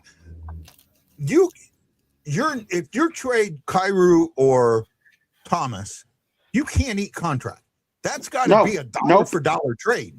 It's got, because, and I know I've been told, people have told me I'm wrong on this, but I know I'm not. You cannot, when you eat salary, it's for the length of the contract. You can't eat just 1 or 2 years. You're eating it for the length of the contract. Yep. Yeah, if a player if a player's making 8 and you offer to pay 4 and he's got 4 years left on that contract, you're going to pay $4 million for 4 years. Yep. Yeah, you're trading. Like you said, if you're trading Kyrou Thomas, you're getting first of all, you're getting your first rounders, and you're getting a guy that is NHL ready. Yeah. So you have to, it is a dollar for dollar trade pretty much, where you have to get the same value in return for those guys especially. But like, I want a first round pick. I want a $6 million guy. I want a $2 million guy, and I want a second round pick. Well, here's also another thing to look at is, with these guys just making $8 million, they could score 50 points a season and they'd be worth their contract, because that's the new 50-point season guy is $8 million. Yeah. Well, and I love Kyrou. I love Kyrou and I love Thomas, but the only way I'm trading either one of them is if it substantially makes the team better right now, not 3 years down the road. Well, when they sign those contracts, they were making the team better. And I'm absolutely with you, Lance. I'm not sitting out here and saying trade Kyrou immediately. I'm just saying that you could shop around for options, and maybe Kyrou. I think Kyrou might just be maybe one of those guys that needs a different change of scenery. But and another thing, Jason, I don't interrupt you. He's got that no trade clause, but I know for a fact, talking to people that know him, he got really hurt with the way the fans acted him in the media when he was crying, and when he made the quote. Absolutely. When he made the quote, he made this quote: "Berube's not our coach anymore, so I don't, I want to move on and talk about the game." And everybody got mad at him over it. And then recently, everybody's blaming him and been on to him and on to him. Talking about being on waivers and stuff. And Jordan, and I'm not being put in the best position to play on my team, and the coaching staff and the management and all this think this of me. I'm asking out. Yeah. Yeah. I mean, it kind of. Go ahead, Justin. No, that's a good point. I was even on here saying when the Jordan Kyrou thing happened that it was a terrible thing, and I was like, I kind of frowned upon Blues fans who sat in the arena and booed this guy every time he touched the puck. When they announced him, and I thought it was just classes. Blues fan, I felt like for the most part growing up, Blues fans were so kind of humble in a way. And, the Stanley Cup obviously ruined that. We got the cup, and then now, now you have a bunch of Blues fans that expect an 82-0 season. Yep. You've had that for decades, bud. And I understand it. You want your team to win, but Jordan Kyrou, he gets a lot of undeserved slack. The mistakes that guy was making in the beginning portions, when he was here with Berube, obviously we know that Berube and him did not get along, and it showed. Montgomery came here, or Bannister even came here, and Kyrou was, fine. I mean, the team wasn't great, but even under Bannister for the little amount of time, I felt that he was a weight was lifted off of his shoulders, because Berube wasn't here anymore. And then you get Montgomery here, and I think he's been fine. His two-way game, this has been the best two-way season. I think Jordan Kyrou's best season was last season, but he's making a strong case why this year is if his offense was a little higher, like if he had a little bit more points, a little bit more goals, I would say this season. But last season I thought was his best overall season as a Blue. Yeah, first of all, what you talked about, Lance, I've been saying that since it happened. Since it's happened, I've been saying exactly what you just said. So you're preaching to the choir over here. You saw me, right? You saw me doing that. Oh, you're muted, I think, Lance. The reporter that did that was wrong. 100% wrong. That was on the reporter. He shouldn't have done it. He knew better. He was not a journeyman or a rookie reporter. He was a veteran who knew better, and he did it on purpose. The question was asked at the wrong time. It was the tweet was put out at the wrong time. There was nothing about that right. And everyone who sit there and said that Kyrou was disrespectful is wrong. Because if he was going to be disrespectful, what he should have said. I think you're muted, Lance. What he should have said, if you want to be disrespectful, I'm glad the son of a bitch is gone. Maybe now I won't get yelled at every 5 minutes. Yeah, he could have said that. He absolutely could. And sorry, go ahead, Lance. What he said was perfect. I don't want to talk about that right now. He's not our coach anymore. And everybody just flipped their mind. Well, because it was done right before a game. Right before a game. Which, it was done. First of all, after they come out of warm-ups, they're preparing for the game. They shouldn't have even been asked the question then. Or it might have been like before warm-ups, just before warm-ups. Yep. Ask it a couple days later. Yeah, there you go. Yeah, you don't. Yeah, let it. Should have been asked on an off day. Yeah, let it settle. Let it settle. Don't ask before the Blues come out. And then, like because I said, I'm going to tell you from my experience, when you lose a coach, it kind of takes you a little bit to get back into things because you're not sure who your next coach is going to be. You're not sure what kind of scheme they're going to bring in. You're not going to be sure if they appreciate your skill set, or if they're going to move you off the team. There's a lot going into that. These guys have a lot on their minds after a coaching change. Oh, I know. I absolutely know. And right now, this is all, I'd say 80% of the Kyrou hate and the Berube love is 2019 fans.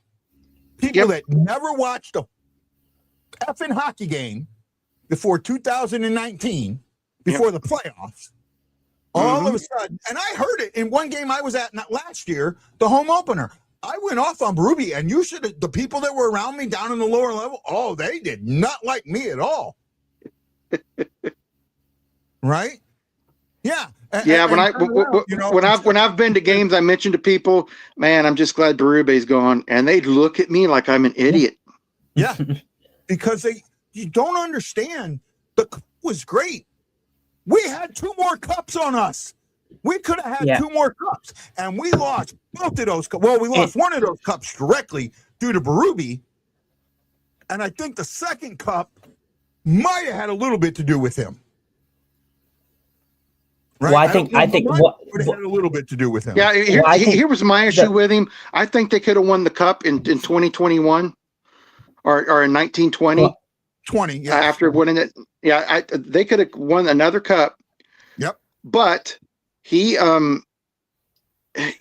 those games going into, remember they had the 3 or 4 practice games? Mhm. He come out and said They had one practice game. They ask if he was worried about it and how he's going to approach it. We're going to approach it as just a game. We don't want to get hurt out there. It's not really a regular season game, and we're ready. We just want to start playing the regular games, and we don't want anybody getting hurt. And that was a wrong way to approach that. Mhm. Well, and go ahead. no, Justin. go ahead. You finish your thought, and then I'll chime in. Go ahead. It wasn't just that. There was a disconnect between the players and the coach. Yeah. The players actually voted to not play in the playoffs. Right? That team, the Blues, were one of the 5 teams, the 4 teams that voted to not have a playoff. Right? And I don't think Berube understood how much that affected the team. And I think, and I know something that I know, but it cost them a cup. And then you go to 21-22, where they have that playoff against Colorado, where Pennington gets hurt. They would have. That was going to be my point about. I thought the Blues could have had 3 cups. They had the 19, they had the season after 2020, and I seriously thought it's a big if then statement if Bennington was not hurt, but I truly believe they would have beat the Colorado Avalanche in 2022, and I think they would have beat the Edmonton Oilers because they weren't the juggernauts that they were in the last 2 seasons, and then they would have. And I'm not saying they would have, but I think that they would have beat a beat up Tampa Bay team because it was very easy for the Colorado Avalanche to exploit a very banged up Tampa Bay team. And I think St. Louis would have done the same thing. Yep. Yeah. So, well, for me, with that, it wasn't, you look at 22, right? And after that happens, first of 2 things happen after that, right?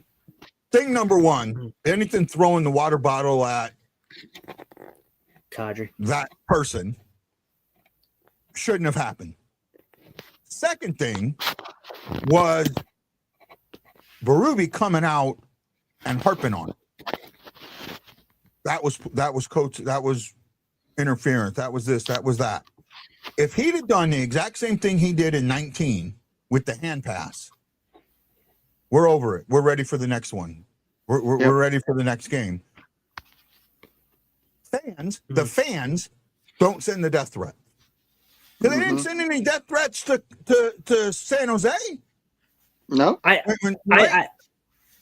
think for the death, I know that the consensus was that there were St. Louis accounts. I'm sure that there was St. Louis accounts, but a lot of burner accounts though that also did not like Kadri.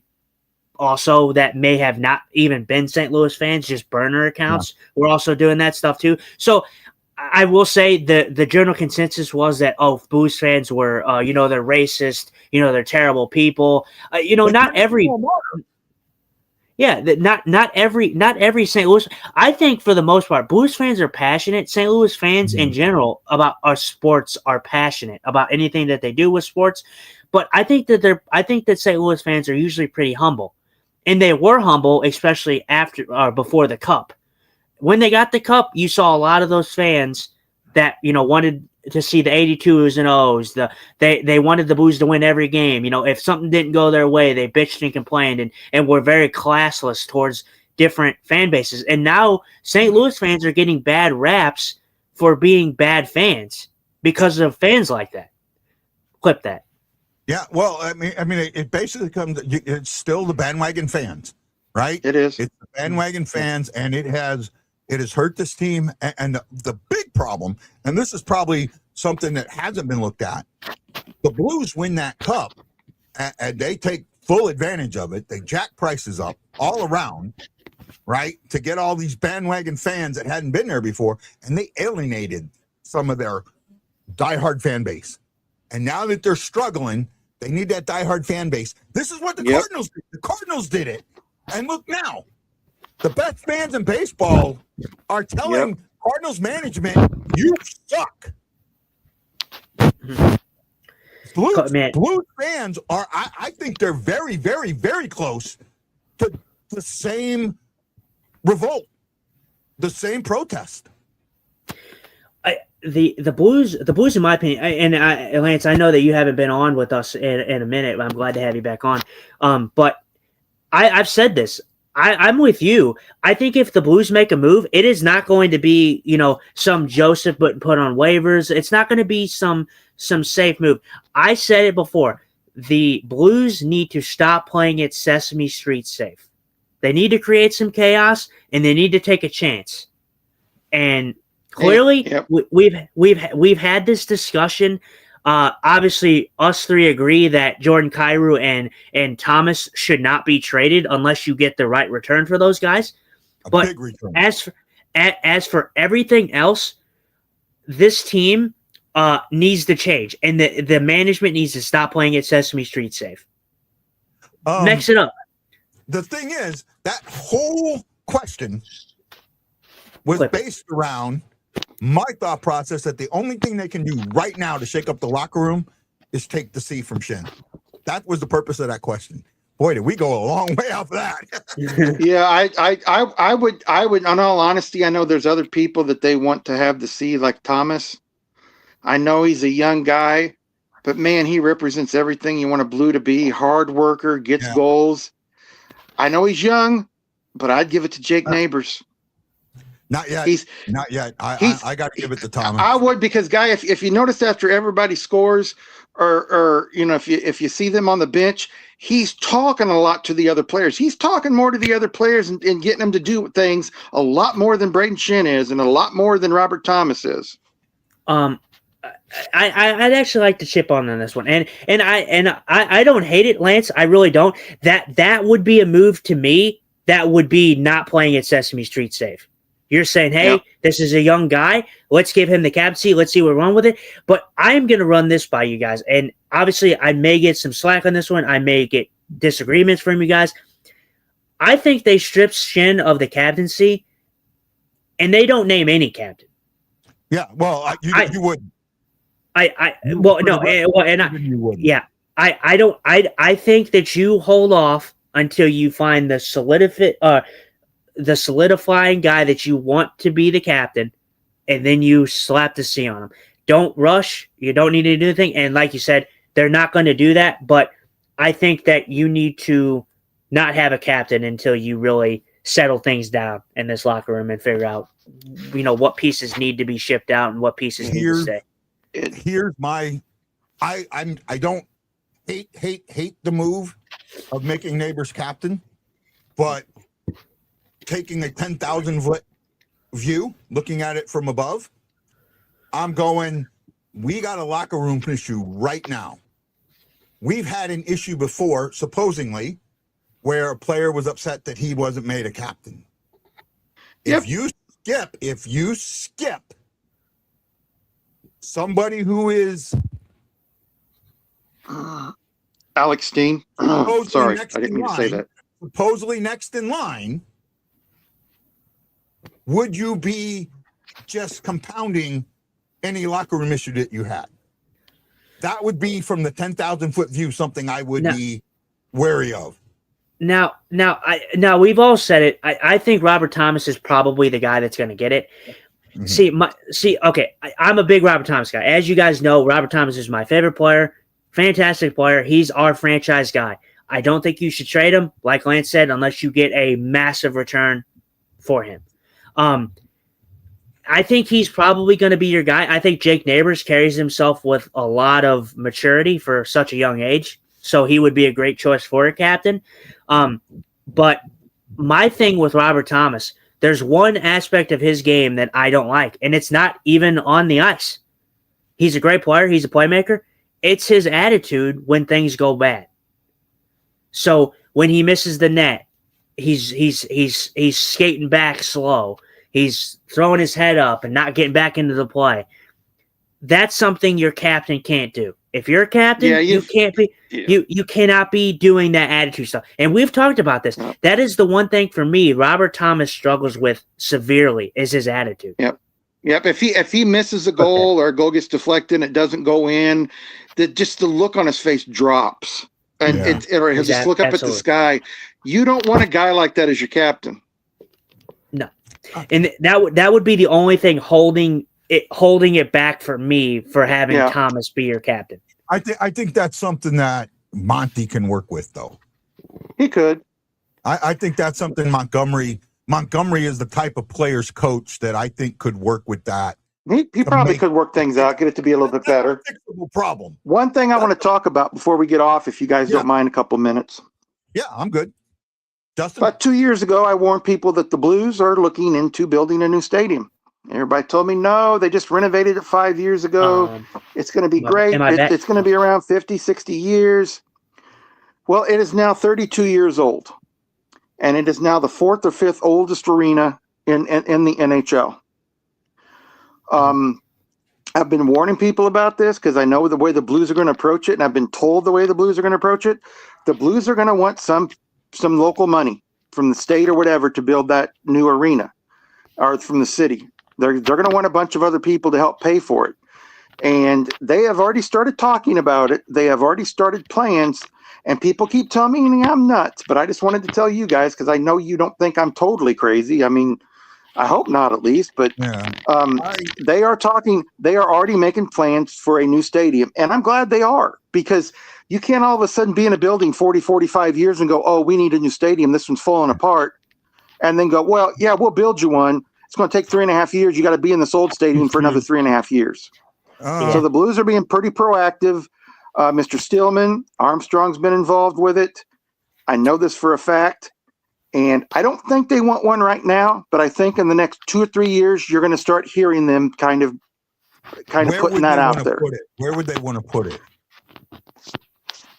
They're talking about finding a place downtown. They said they had a few places downtown. And then a few of the Blues alumni would like it more towards like St. Charles. Maryland Heights, yeah. St. Charles, places like that. Yeah. Go ahead, Justin. No. Go ahead. For me, I don't think if you're going, first of all, with the Kansas City thing that just went down, that this might not be the right time to bring that into focus. You cannot. Let me say this 1 million times. You cannot move to the east side. You cannot. Absolutely cannot. There's no way you can move to the east side. So you're either going to put it where your current building is now, and I don't know where they would play if they did that, where they would play, or you would do something like where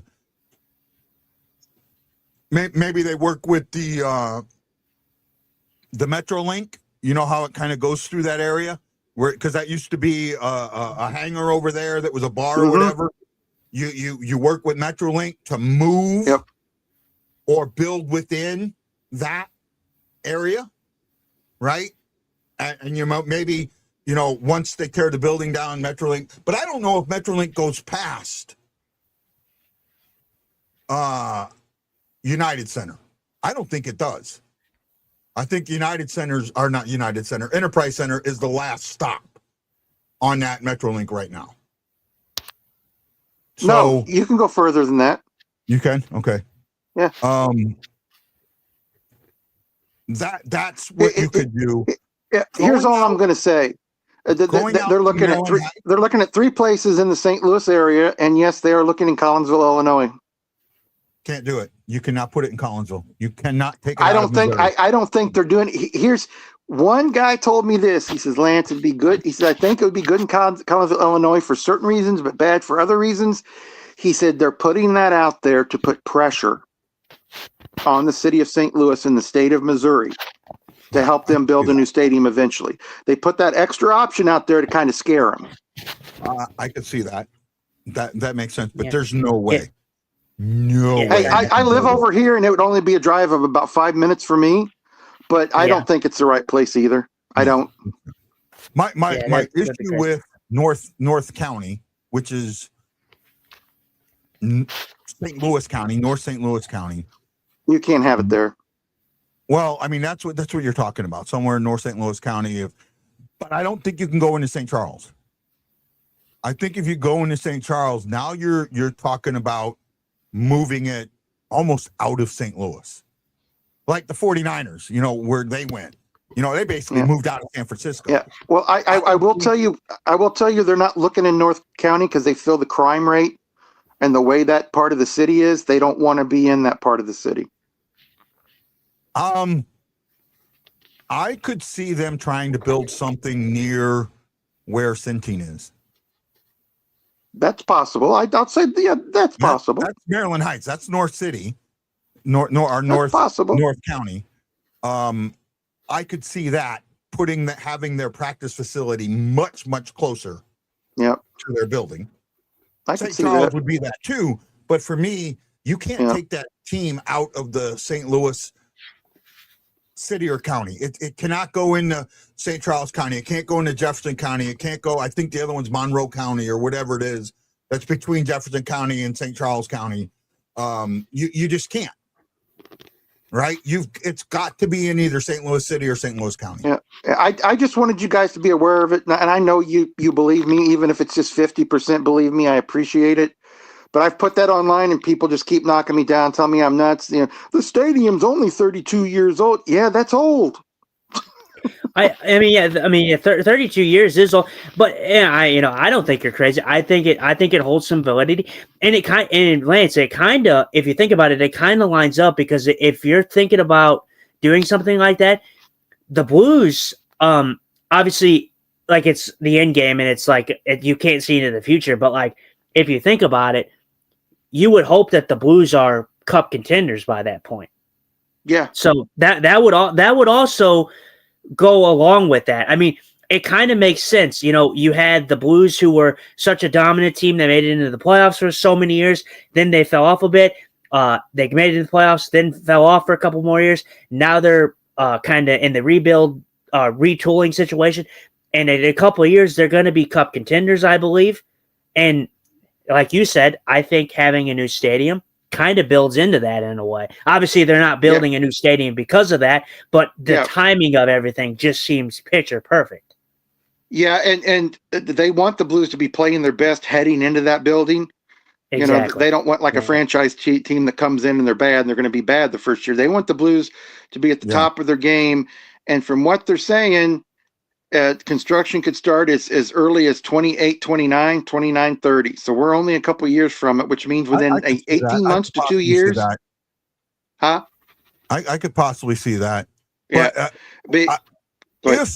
If they want money, and I get it, the lease is probably going to be something similar to what they have now, where the city owns the building, but they lease it from the city.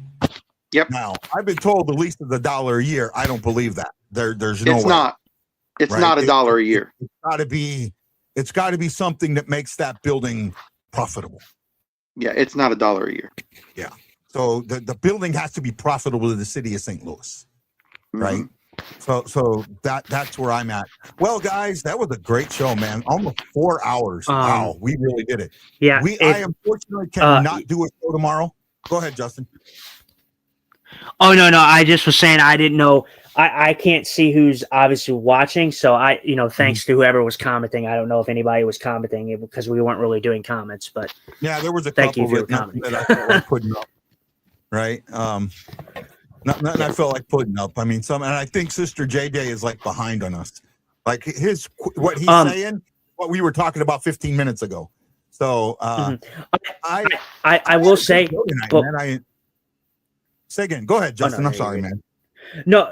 I just wanted to tackle one thing because I cut out before we moved on because I came back and then you guys were talking about the stadium stuff. I wanted to just circle back real quick and talk about the Robert Thomas attitude thing. The way I view Robert Thomas is kind of the same way I view Jordan Bennington.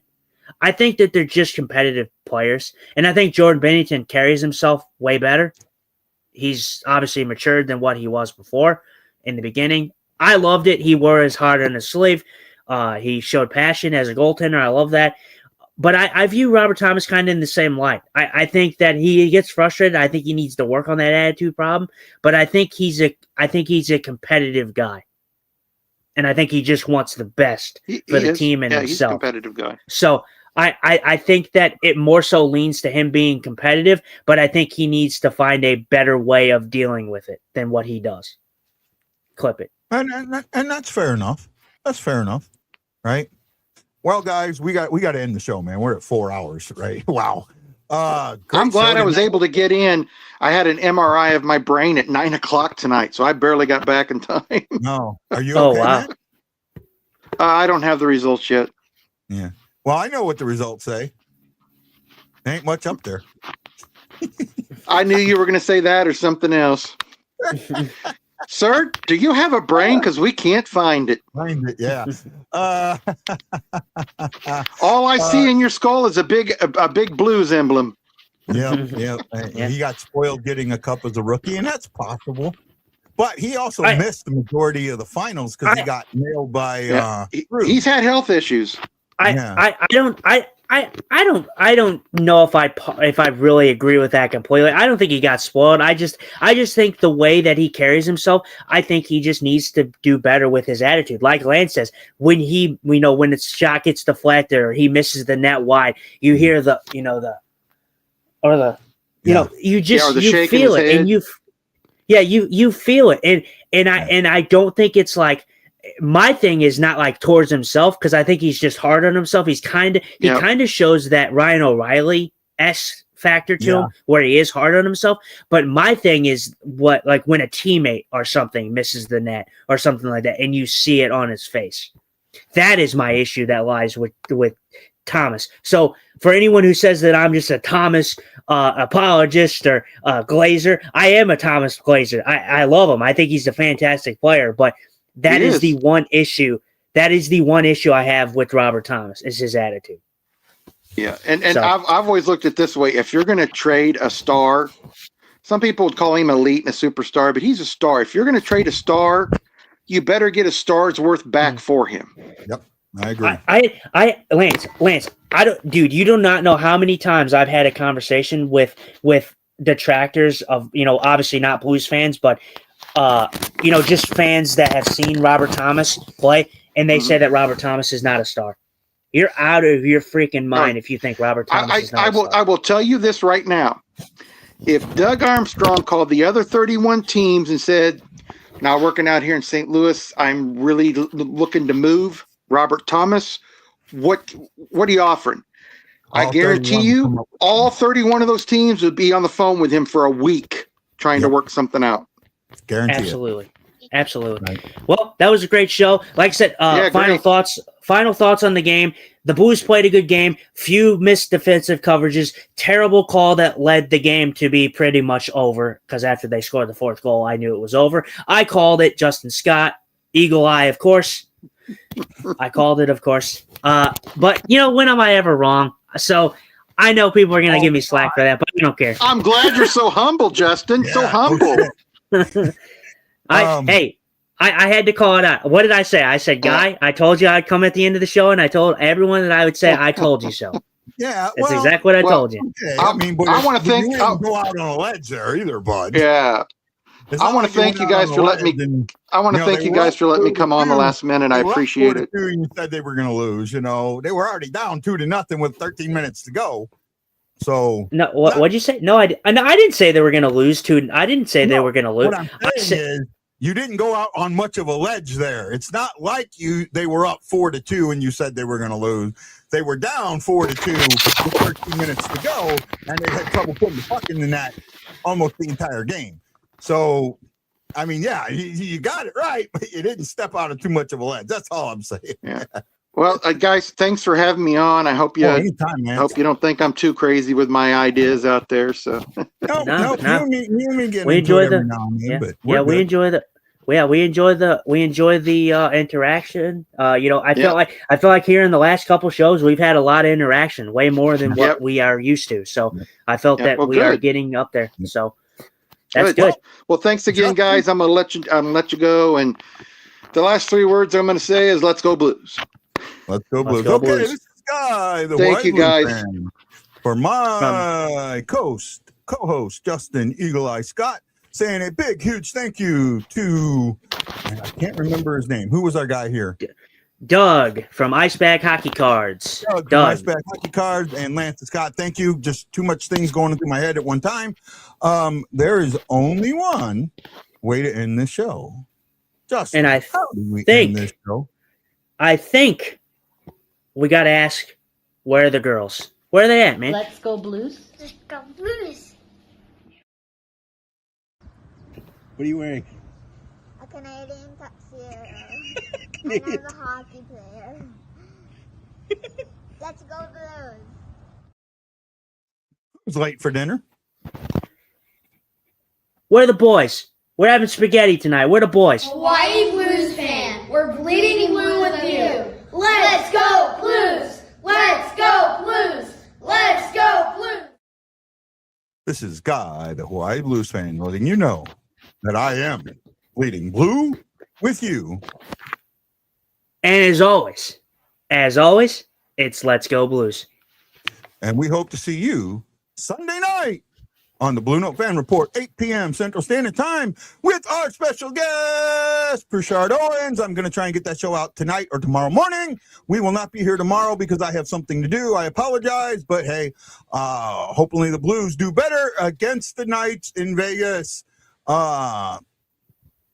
See you tomorrow night, guys. Aloha.